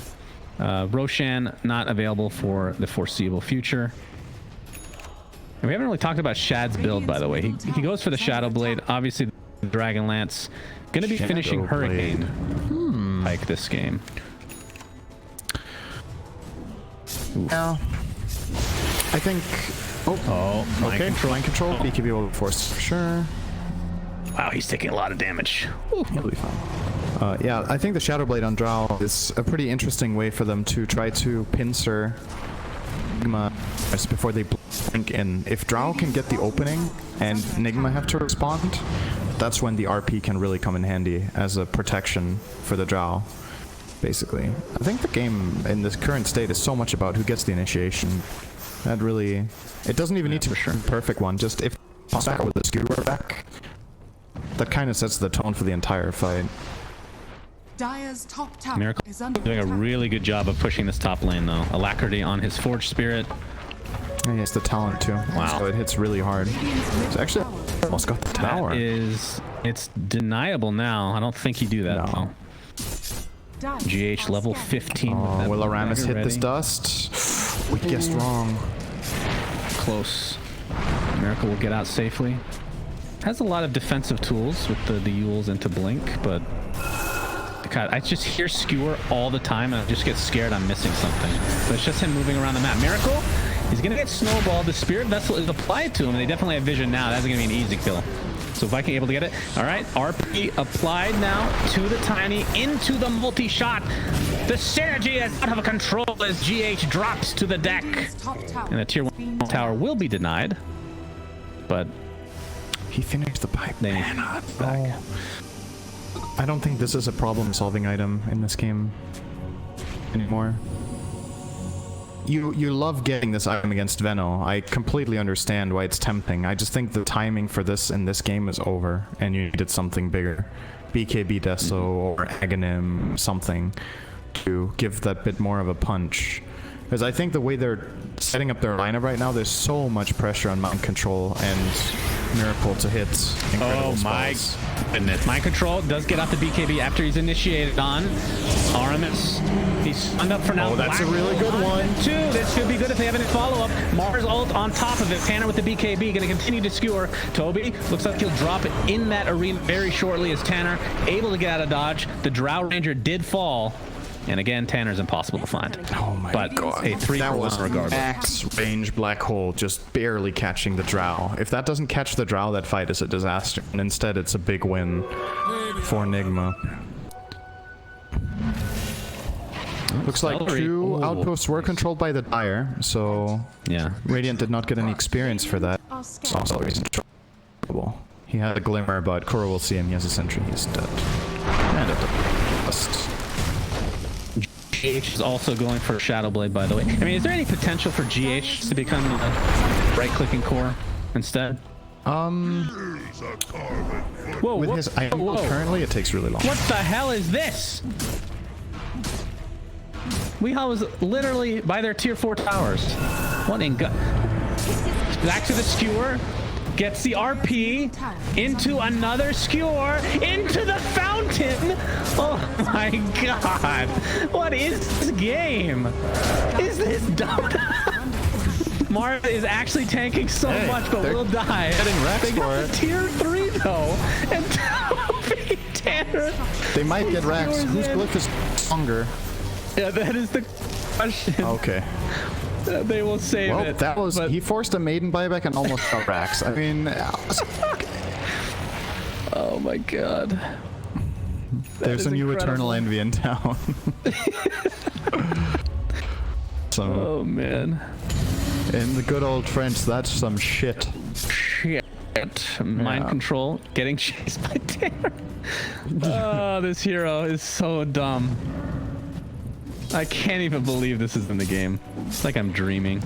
He's going for an AC now, by the way. Didn't finish the Satanic, as you can see. Get the damage on. So going for the right click. That's 400. So with AC, all that attack speed, this is the damage that a lot of other heroes do when they have like 2 or 3 damage items. So the damage is definitely there. He just needs to be able to get the attacks off. Oh, Kuro with AC. Oh, Kuro's dead. Yeah. Ooh. Ooh, multi-shot. Mind control working towards a Shiva's. What is Weehaw actually working on now? He's going for BKB. So he's just not going to have damage this game. It feels like utility Mars. He might be trying to buy an item that's only purchasable in the Dire base. That's the new meta, right? Yeah. Future coming into the next update. Stay tuned. Roshan's still not up. We'll be in about a minute. Kuro should be alive for that. If not, he has buyback if Nigma wants to fight for it. I think you have to fight for every Roche now in this game. Giving Aegis and Cheese to the Dire lineup now for them is way too scary. Did you mention the Enchanted Quiver, by the way, on Drow? I did not. I saw it picked up in general, but... It's a very special item. There are some heroes that it's incredible, and I think it is God tier on Enchantress, for example. Oh, Magnus? Yeah, it feels like they just can't touch this guy. I hear punch on my sideline. Mind control pops the BKB. We'll have to waddle back to base, but Tanner, yeah, you're right. No, he actually has the BKB out. He changed his mind. He could have definitely BKB blink RP'd that if he wanted to. But now he ended up using the BKB defensively. He's going for this Rax, friend. No, maybe not. Let's see. I see some action on the sideline. We're going to watch the Rax being taken out first, though. The TPs are coming. They don't have fortification, and that is the melee Rax. The RP misses! Miracle! How are we getting away with this, or will he? He gets punched in the face, gets off the tornado, attempting the TP out. Tanner, whoa! That damage is pretty insane, but the melee Rax does fall. Is this the kind of game they need to play to win this game? I don't know, but it's entertaining. That was actually really close. The tornado, he has max quas and eggs, so it could not have lasted any longer than that. Yeah. I mean, I don't know if he's going to get out if it wasn't for the ridiculous damage. Yeah, it was close. I think maybe... I don't think he could have run away after the tornado. You can try tornado that and then deafening blast, but I think the skewer will catch up to him eventually. Tanner finds GH. I don't think they have vision here, though. Or now they do. Spirit Vessel applied. Going to continue to skewer. Remember, Miracle does not have buyback, so not sure if they even want to fight this. Does. So they're trying to buy time. They know how important this Roche is. On Toby. again. There's the ult.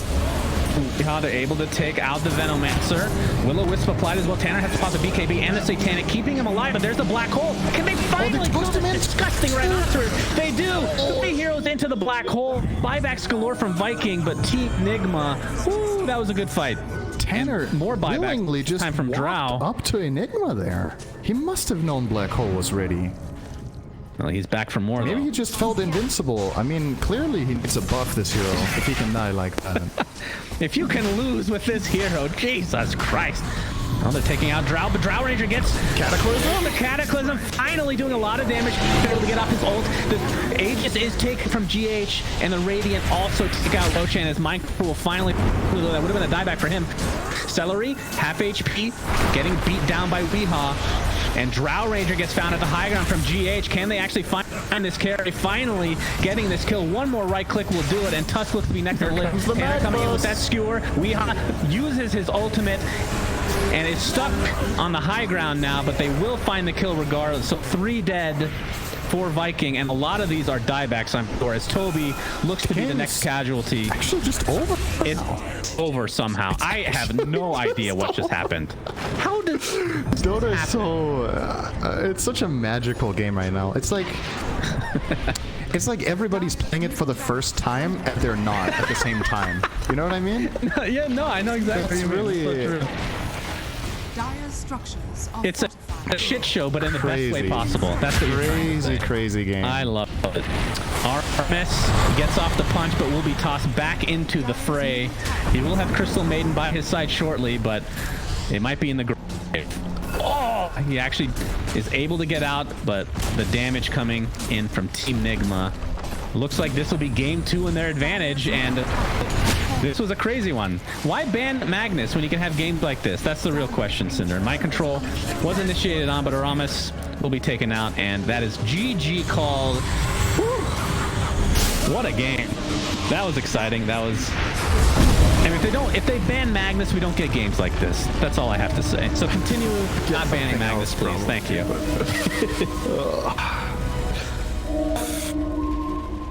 Crazy fights.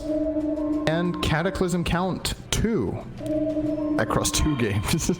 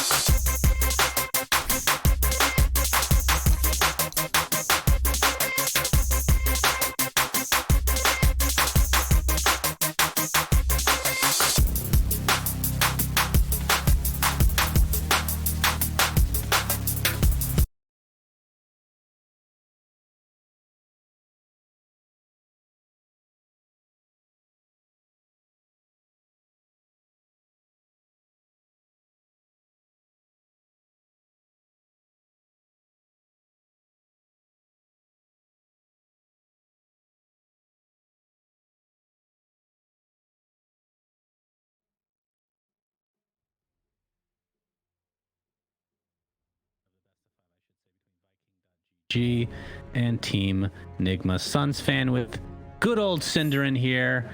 What are you expecting for this game, big boy? Whew, I don't know what to expect.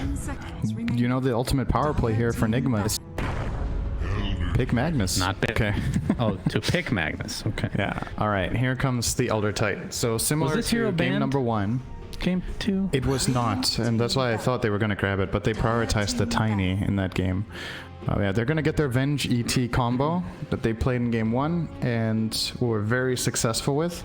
And I think the challenge here for Viking is to come up with something new, because it seems like Nigma kind of have their number right now, and they're picking the same opener. So something has got to get a little more creative here. The Invoker will be banned out this time, so no Invoker for Miracle.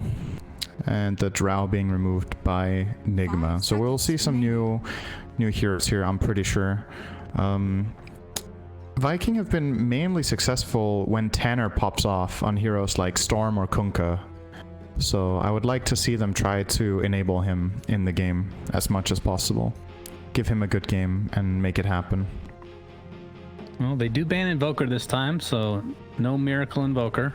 But of course, he can play quite an array of heroes. I mean, that's kind of the thing, right? I don't know as much, obviously, about Viking as we do Team Nigma, but there's probably a bigger pool on the other side. I mean, let's be honest. I mean, we're starting with Tusk CM again, and maybe that's just more comfort. You know, I think that's something that is kind of lost along the way with a lot of these teams, where if you lose, you don't need to panic, because a lot of teams can panic and just pick stuff that is technically good, but maybe you're not good with those heroes or not as comfortable on those heroes. So I'm not against this necessarily, but and it's Magnus again. I mean, how can you lose twice? And this time it will not be with Drow. It will be with a melee hero this time, probably, for Shad. So different options that come to mind. Phantom Assassin is definitely one of them. She's also good with tag team in the lane. Juggernaut could be a possible pickup this game. He's good against Elder Titan. Maybe even a carry Tiny could see. Oh, never mind, he's banned. Yeah, those are the two that really stand out to me. It's too bad that Ember Spirit is like all magical damage right now, because old school Empower. With, you can definitely still build him to. Is it? You get the Maelstrom for a hybrid build, and then you can go Deso. It's okay. I would love unless something happened in the patch that I'm not aware of. He didn't lose his damage talent, right? No, he still has that. He lost his true strike talent. Yeah. But then he gets 60 sleight of fist hero damage, which in a lot of situations is better. So yep, I would agree. If anything, the physical Ember might be better than it was before. Are we going to see more Wombo combo? They got the Elder Titan. You could set that up with, I mean, you can pick Enigma again if you really want, in theory.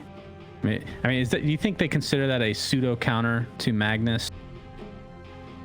I mean, it works both ways, because RP goes through BKB, but so does Black Hole. It's all about who's in better position. Whoa! Oh, that is a creative solution. So you like scoring everywhere? Get Ruptured, and then try it after. That is awesome. It's good. I was thinking what Nigma could do was to get some single target heavy lockdown against Magnus and Vision, so that you see him coming in and then you roar, for example. I think Beastmaster in theory should have some plays against Mag. You can block the camps with Hawk, you can see him coming in, you have the roar when he skewers in before he RPs, and then you can kill him during that stun. But there is the Tusk factor that I think they might be worried about, so... Bloodseeker, pretty cool idea, honestly. You're up 2-0. The hero isn't bad at all, and I think it could be a way of dealing with the Who plays spam. this? This feels more like a Miracle than Both a Weehawk. Miracle and Weehawk play this hero, I think. Really? I don't remember ever seeing Weehawk play it. You've seen Weehawk play. Better than me. Of course he plays Bloodseeker. I know, that is true. He can go into their enemy fountain in record speed. So looking forward to that for He's going. He's in there. I like the idea. It's it makes sense. I have no idea how you build Bloodseeker these days, though. Is it like a physical thing? You got Radiance or something like that? Or there's many builds. Nobody builds That's Axe. another benefit of the hero. You can do different things. You don't have to follow a recipe. He has some added benefits too that shouldn't be overlooked. Like, we're talking Rupture against Mag, which is the primary reason they picked it, but I think what really convinced them that this is a good choice is also the Blood Ride cancels Maiden ulti, and it's really good against Tusk Snowball. If you see that he's about to snowball, he basically sets himself up into a silence if you know who the target is. So it but it also works the other way, right? You can snowball out of a Blood Ride as well. It's about who gets the first move, really. I mean, they have the Elder Titan initiation into Blood Ride. That's really strong. It's nice with their own lineup too. They also have the Rupture swap combo themselves. Oh yeah, of course. How could we forget? There's so many things going for Bloodseeker for his own team and against the enemy team that, to me, this makes a wonderful pick, right? When you just see multiple situations where it's going to be useful, then it's very likely that they arise, right? So is that really the pun intended? Well, not actually. Magnus arise. We'll take it. We'll take it. Well, we got Attacker Kunkka now coming into battle. So more team fight available to them. I mean, Kunkka's been relatively successful this qualifier. He's looked pretty good, even in losses. And wow, we're going to see Underlord again. I love this here. This seems to be their go-to so cool. against Kunkka. I guess so. And with Elder, it's the same again. Kunkka has big AoE damage, but not very good single target. And Underlord can mitigate his physical damage by being near, and then he can buy the team items that keep the heroes alive. 10 seconds remaining. Something else to keep in mind, of course, the rum from the boat will help Magnus stay alive through a potential rupture, right? Yes, so true. That's a small thing to keep in mind in these battles. I mean, who knows if it actually will come to fruition. So last hero here. Sorry, what's your guess on Bloodseeker? Weehaw or Miracle? I think it's... I need to think about this Kunkka matchup for a sec. I think it's Weehaw.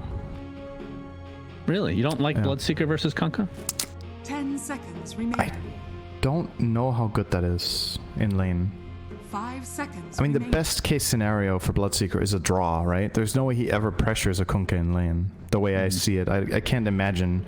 But he might have the help of Underlord, Elder Titan, and Venge playing aggressively in side lanes, so he gets bonus damage. Possibly could be a way of empowering him. Templar Assassin. Yeah. Ooh, TA. Oh, that could be Weehaw, though. It could. I mean, it could be either. It could be Miracle safe lane this time. It could be. Weehaw did play a lot of TA pre-TI for and at TI. Team Liquid. At TI. And at TI, I suppose. True. Yeah. And they had success with it until the grand finals, where it just didn't work anymore. They got meepoed. They were going up against a Juggernaut. Yeah. No, not literal Juggernaut, but OG. Yeah. Okay. I mean, it's a pretty solid lineup, though. I like it. A lot of battling heroes. I mean, we talk about how this patch feels like Heroes of the Storm. Why not just get heroes that just battle all the time? And it is a PA. That's so pretty dangerous into Bloodseeker. Yeah, for sure. Okay, it's a Weehaw safe lane. So that to me shows that this is the recipe now. They are playing Weehaw safe lane, no matter what. If he's not playing his arguably best hero, and with Miracle also being a formidable Bloodseeker player, then they want Weehaw to play safe lane, at least for now. They're just doing that. It's interesting. I do wonder if they're going to keep this long term, because I've told you this story before, but when we first had Weehaw come onto the DC squad, when that new team was kind of formed from the ashes of the old, if you will, Weehaw was actually the carry player, and Resolution was the mid, because obviously Resolution was the mid prior to that. Yeah. And Weehaw played, it just didn't work, let's just say. He kept feeding on these heroes, and people were kind of getting upset with him, because his playstyle can at times, you know. So then they made the switch, and Resolution played the carry, and now that's basically what he plays all the time, right? Yeah. Well, so it's interesting how it's coming back to, it's kind of recycled again. Yep, life is a wheel with many edges. Wow, that's profoundly awful. Thank you. So whose lineup do you like more overall? Can Magnus lose twice in a row? That's probably the better question for you. I'm kind of liking Nigma's chances here, just based on previous games, right? If I look at the lineups and disregard who's playing at all, I like Vikings draft more, I think. It's really really down to Bloodseeker to make this dire lineup work. I think the pick was great. I think the plan is really good, but it seems harder to execute probably than Vikings lineup. I'm still going to pick Nigma to win though, because they've been owning. So yeah, they've looked very, very good. I don't know if I believe in PA, honestly. The Empower is essentially, I want to say it's about half the effect on ally heroes now, what it used to be, or close to that at least. I mean, she'll still be able to farm and whatnot. It just feels like I don't know, she doesn't come online that quick. Like the Deso, it's just, you're not quite there yet still. You still need BKB. You still need all these items. Not a believer in this hero right now, but willing to be proven wrong. I mean, what level is this sword? He has the lowest level Arcana sword, Cinder, and I don't believe in this PA at all. Doesn't even glow, for God's sake. Unacceptable. You okay? It's just sad, you know? What's sad? It's just sad. You have these cool cosmetics and then they're not even leveled up, man. You're a pro player. Come on. You only had like a little bit of time to upgrade that during the Arcana week. You can still upgrade them. No, I know you can upgrade, but each win counts as 1 point as opposed to before. It is a lot slower. It is level 2, by the way, Shannon. It's not level 1. No. He has style 2. He has 65 out of 100. Oh. Interesting. It doesn't show up on. It doesn't look like it. So it's actually not sad. Never mind. It's not sad at all. This is the same level as me. I guess I'm pretty sad as well. Can't say shad without sad though. Great one. Okay, let's save us all. Okay, let's look at the lanes. Let me ask you a question. The new Raindrop, it's not able to be upgraded at all. We've been seeing it purchased, not as often, obviously, because it doesn't build into an urn, but the fact that it can't be upgraded, is this, I mean, you're still going to see it consistently, you think? It's better on every hero except the ones that buy urn, right? I think that's the short version. Mind control. Mind control. Kuro choosing, he's ice cold there not to skill stun, but I think he really doesn't want to have stun in this lane. He wants to have Wave of Terror, more than likely. Viking gets 3 bounties. The goal of the Venge Underlord lane is to push out the wave with Wave of Terror and Rain of Fire. Rain of Fire, holy shit. Firestorm. I'm back 15 years in Warcraft 3!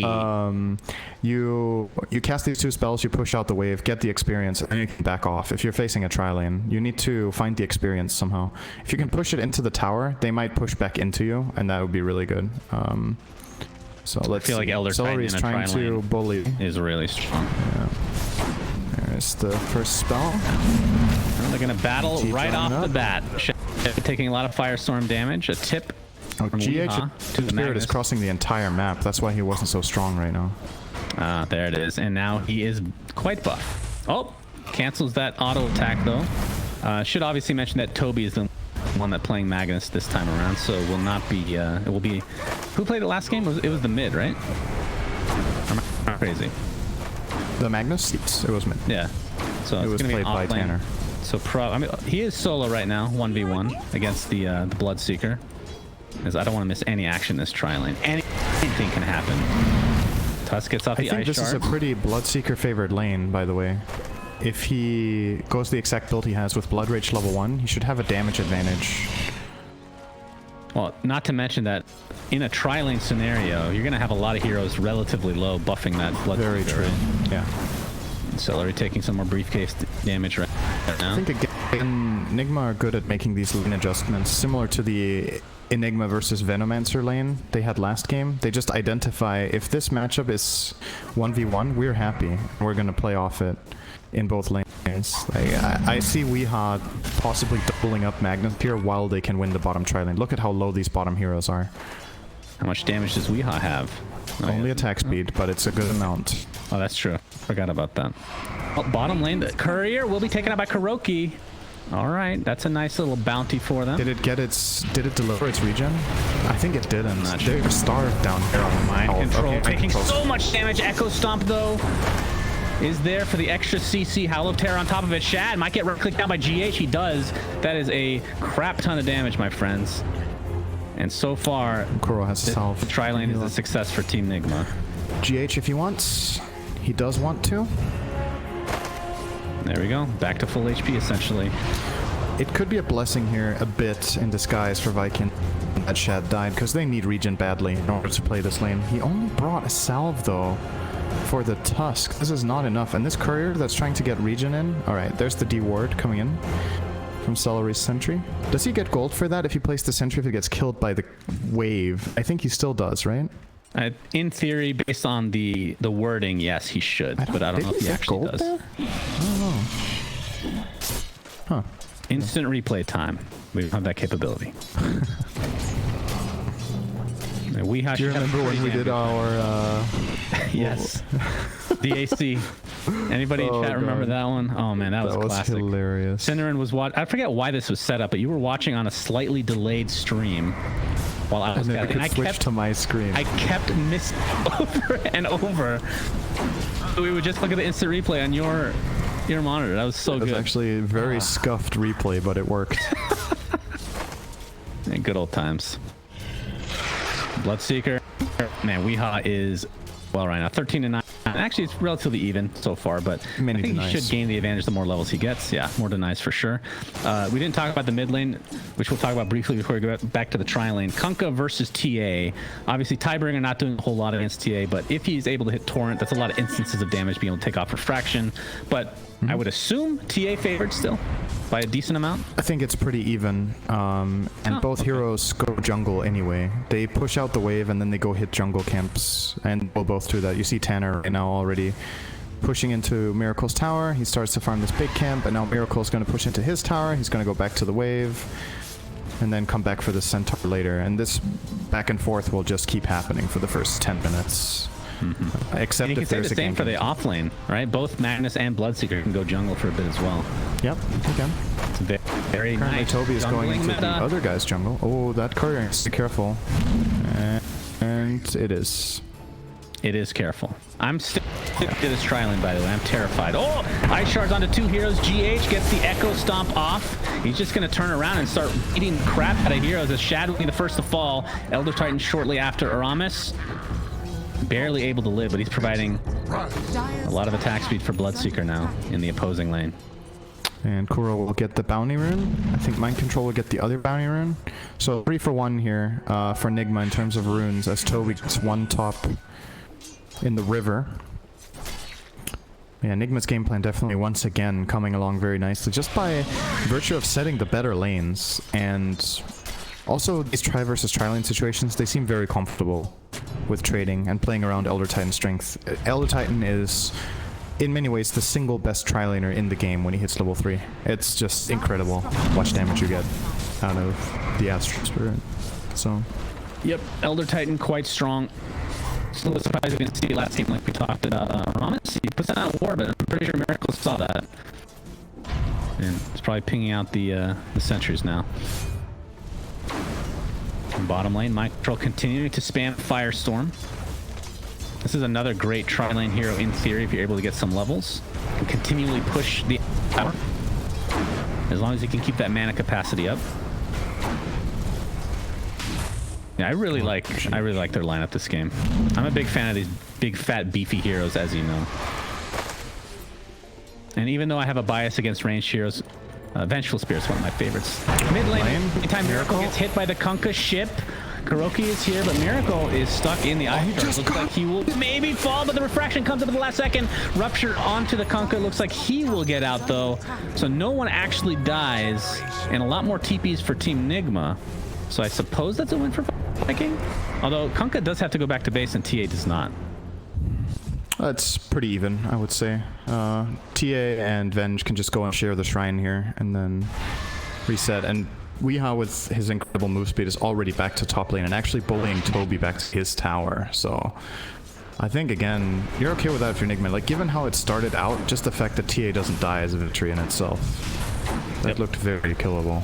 But quick reaction from Kuro there saved his life. Ironwood Tree. Very nice recipe for Miracle. He already has 2 branches, so just buy another branch for the sweet little upgrade. Echo Stomp onto 2 in the bot lane into the Pit of Malice, and Celery is donezo. Not a whole lot his allies can do to help. Well, We're gonna Okay, there is the initiation on a tag team. Kuroki though. Tag team is there, but the Echo Stomp again to fall. Buyback by Crystal Maiden. Very interesting. Courier better be careful. Get that beetle. They're gonna focus on Kuroki instead, and he will fall. But Shad is stuck inside the pit of malice, but it looks like he might be okay. But GH is gonna continue the pressure, and the right click is more than enough to follow up. So Celery's Transaction buyback not complete. really worth it. It feels like. And Weehaw has TP'd in. Bloodright is there. So that's going to snowball in. Of course, Rupture is available, but they're next to their towers. So even probably not getting running away. out. That's a huge win for Nigma. They force the Puts down Kunkka a ward, TP, they get the kill, they get a maiden buyback, and they get out. And the TA is just free farming in the meantime. And now Shad has been relegated to mid lane. He's level 4 against level 9 TA. I'm pretty sure that's not very fun, but fortunately Miracle will just push into the tower and just leave him be and ramp up. I mean, to be fair, well, we're going to see GH take the X into the boat, and that will finally be a kill going the way of Viking in this tri lane. But Team Nigma, it looks like a totally different team today. And a lot of it has to do with, like you said, maybe changing things up with Weehaw being in the safe lane and Miracle back to his mid. But so far, It has definitely helped much them. better. It has absolutely helped them. Maybe it's just a short-term thing. You know, they got to make this qualification, and they will maybe work out the kinks later on if they do want to play Miracle in the safe lane. But perhaps they've also just changed their read on the patch to considering that maybe they feel like the mid lane is the carry this patch, and not the safe lane. And they put Miracle in the highest Zane. impact role. Shockwave, there's no RP. It's actually not leveled This yet. is Kuroki bad gonna news get for some help from Viking. Weehaw. Looks like they'll find that kill, and Kuroki might just get away fine. Toby ruptured up, skewers basically to his death. The counter is real. Weehaw with a double kill. This is one of the best starts he's had for Qualifier. For sure. He's far ahead of the mag right now, isn't he? Yeah, 1,000 gold. And TA is almost 1,000 ahead of Kunkka, and Underlord is also, I mean, literally every single hero on Nigma is ahead of the counterpart in the enemy team. No exceptions. They're winning every lane. Not by a landslide, but even just a few hundred gold on every hero, it very quickly becomes a big deal. Now it's time for the outposts. It Looks is. like a classic 1-1 split. Viking is sending 4 heroes top, which they Is it really don't need. Was it a built-in comeback mechanics, Synderin, that Team Nigma is ahead, but they find the Iron Talon in the jungle, the worst of the items? Could it be Who knows? that it's connected? Is under attack. Conspiracy theorists? Who has Tier it? 1 tower, taking a beat. Oh, they TA Shit. found it originally, but You know we it's have a bad Rupture. when the farming hero doesn't even want it. yeah. That is true. Kuroki. All right, he's kind of stuck inside these shards now, but he will get some help from Mind Control. Rupture has worn off on Tanner, and this fight might get into a denied tower, and it does, thanks to Kuroki, and things will be broken up completely now. GH has the Iron Talent, by the way. Use it. Use it. Yes! Look at that. Okay, he used it on the small creep, but it will get regenerated to full. Efficiency. He just wanted to stack the camp. It doesn't matter. Backseat Dota here today from the great Cinderman. Not very important. Oh, by the way, Fated Brooch is very good on Elder. Benefits from the move speed on the Spirit and has mana problems inherently. I think this might be one of the single best heroes can I get didn't that think on. about the Astral Spirit. That's true. Very good on Elder. I mean, I feel like this, based on what we've seen, I know it's a small sample size, but Tower is under attack. this hero should be picked every game, or at least banned. Something. He's just seems very completely good. owned. Of course, it is GH, so maybe he makes everything look good. We are able to get this bottom outpost. It's only 11:45 though, so won't be getting that bonus quite yet. He's gonna get ganked. Weehaw gets off the blood right just in time, or does he? No, doesn't matter. Okay, that was He is overwhelmed a lot by of 4 heroes. members. Yes. It showcased what the problem Tusk can have against Bloodseekers, though. Like, the very telegraphed snowball, he immediately blood rights and gets the 3-man silence. If he has teammates there, that could have gone real bad Right. for Viking. Good scouting there. So he actually blocked in Miracle. Dire's bottom tower is under attack. Miracle in the Roche pit, has the Desolator ready to go, along with that Ironwood tree that you were talking about. So a great start for him. top of the net worth by a ginormous margin, by the way, just saying. Yeah. And it's felt like that has been every single game. 160 CS minute 12. Holy shit. That's actually really high, even for TA standards. Miracle things. Shad's still quite a ways away, about halfway to his Desolator, but I mean, I think that's when he starts fighting, but it's still really easy to kill, you know? I don't know about this hero. He needs like BKB after that, and then maybe one item before he starts hitting real hard. And really, the level 2 ult makes a big difference as well. Radiant's bottom tower. But either way, Team Nigma will be getting this tier 1 tower bot. Absolutely no problem. Mind Control going for a Vanguard on top of the bracelet he has right now. Same build as last time. Vanguard after Crimson. Mana Boots. And you will probably finish the Crimson against both PA and Kunkka. Seems very nice to just have mitigation for the team against tag team. All the physical damage coming out from Tusk. Seems like a solid Weehaw with a very utility build, of course. Buckler, drums, and going BKB, so absolutely no damage. But his spell is really the counter for this game. They have so much damage across their lineup that I don't think Bloodseeker needs to buy physical damage yet. They have a TA, they have Avenge minus armor, they have an Underlord who hits hard, they have Elder Titan to remove the rest of the armor. Very potent physical damage from this lineup. They can go for Roche pretty much any time now, I feel like, if they find the opening. Probably waiting for a pickoff or two. Get that little window. Or this DD. But GH will take it for himself. Time to Iron Talon jungle double damage his way to victory. If only that worked. What if it, with double damage, Iron Talon just killed creeps, Cinderin? It's a very minute thing, right? Very small change. I think that sounds like a great RNG change. I like it. There's not enough RNG in this game. That's what I've been told. Well, GH meandering his way into the enemy jungle, which seems to be in control of his team as of now. Both teams kind of passive. Toby going for a Vlad's, so not prioritizing, at least not yet, the Aghanim Scepter. I mean, on the off-lane Magnus, how fast do you think you should go for something like that? I don't know. Mid lane, it was essentially the first item, right? After like a couple bracers. Part of me just wants him to rush eggs regardless. Like, it really does. But I think he's identifying that the rupture problem is too severe, and he will just aura it up for his team. It's a really clever solution from Nigma here, I think. I can't think of a single thing that would be more annoying to play the Mag Bus against than rupture. Yeah. So I like Bloodseeker. He went away from it, to be honest. Yeah, that's a good point. We didn't mention the fact that he could just opt not to go for it just because of the Bloodseeker. Because Bloodseeker sometimes is just one of those trump cards where he hard counters it here. Like if I'm playing Pango, that's the hardest counter you can get. Like it just feels real bad. Miracle, 2 shots to Crystal Maiden. See ya. Middle tower is under attack. Nice to meet you. And the tier 1 tower looks to be potentially the next target for them, as PA does get the Deso, so this could be a little surprise. Oh, good combo spells. And the swap, you're seeing how much burst damage they actually do. Tanner's very low. The RP does go off, though. Tanner getting healed up thanks to the mech. Still ruptured, of course, will finally go down. Was a delayed effect. We'll buy back into the game, actually, as Kuroki is going to be the first to fall for his team, potentially gets up the magic missile, though, and PA dies with that Desolator intact, and we are going to town on this Tusk, and the buybacks galore again. This could be a disaster for Viking. Toby, with pretty much no mana to speak of, they need to get something out of the buyback from Tanner.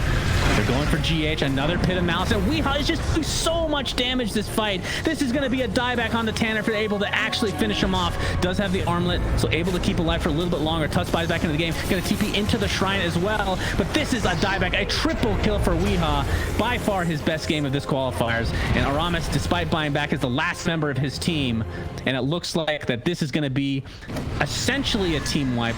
I believe PA bought back into this, so this is a complete disaster for Vikings. What do you mean essentially? And another that fight ended 0. What more do you want? Why do you have to backseat cast me as well? You backseat Miracle, and now you backseat cast me. Do you have no shame? I just know you can do better. You know, you gotta dig deep. I hate you so much. That was actually incredible. Okay, Nigma are starting to look like a tier 1 team again. Like this gameplay is miles ahead of 2 days ago, I want to say. Yes. Their spellcasting, the way they draft, the way they play around each other, the way they think about the game. It's like they needed to warm up and get on the same page, and now these games, this is not even close. The last game was pretty exciting and a little bit clowny, and I think largely because of the Magnus eggs, it got to the point it did, and they definitely were still a little sharp around the edges, but man, that fight was very, very well played. Much everything right. You don't win a fight 8-0 in the enemy mid-tier 1 tower 15 minutes in unless you're doing something right. Like, that's just... very well, very well done. They essentially won the game on that fight. Basically, yes. It's Kuroki quick swap from Kuro. Free kill. A Crystal Maiden, and that is goodbye to her again. And Bloodseeker and company should be able to take out this tier 1 without much issue. He's almost done with his BKB now. Yep. Things are looking good. And we're at 18.5 minutes, so the outposts are in control of them as well. That's a DD on Miracle. This is scary. Of course, has the Aegis. We didn't mention that Vambrace was picked up. I wasn't sure if he was going to build a second Wraith Band or give it to his friend Underlord with that Bracer, but he did end up combining it for himself. Yep. And it's a good item. Very, very good item. Radiant's top tower. See if they go for this 2 now. It looks like that is going to be the case. I really like their lineup. I think this is the best draft they've had, in my opinion. Just everything feels like it's coming together. Obviously, execution is a big thing as well. But this lineup just, from my brain, Cinderin, it just makes a lot of sense. Yeah, they're making it look super good. You asked me before the game whose lineup I liked better, and I just said, like, disregarding what the teams are, I think the Radiant lineup is really good unless they very much make this Bloodseeker work, and they just did, mainly based on the laning stage. Like, the way they put their lanes just put them in such a good position. Like getting that 1v1 matchup and pressuring the PA in lane, so she couldn't have a game. Like, the PA has basically not even played the game yet. And now it's almost over. It's kind of sad when you think about it. Like, you join the game, you're playing one of your favorite heroes, you have mag and power, you're super excited, and when you're online, you've almost lost. Yeah. That's rough. We did talk about that early game. I mean, PA's... I don't know. I feel pretty mad about her overall. Crimson Guard now on the Underlord. Weeha has that 10-second BKB ready to go. They might try to jump him here, actually. Tanner. Yeah, Weeha's just going to BKB. And, of course, both outposts for the Dire, and they're going to be getting everything out of this now. The Halberd finally picked up from Kunkka. I mean, he has a decent amount of farm for his team. That's not the worst, but just haven't felt the impact just because Team Nigma is owning on every level, it feels like. Time is running out here, and I'm saying that for a PA lineup who historically are really good at coming back from slight deficits, but I think this is too much. And when you're losing control of the map this hard, and you're starting to lose every single tower, even if you have Mag PA, I think in this patch, playing very defensively and just trying to farm with this Mag PA is not going to win the game if you give another set of double outpost, 4 bounties, and a Roche to the Dire. Let's see if we even get to that point. The Aegis still has a minute and a half left, so if Miracle wants to try his luck, he could. Thing here. Radiant's middle tower is under attack. But for now, they're just taking every tower. And Blood Rage TA, it's real hard. Oh yeah, it's good stuff.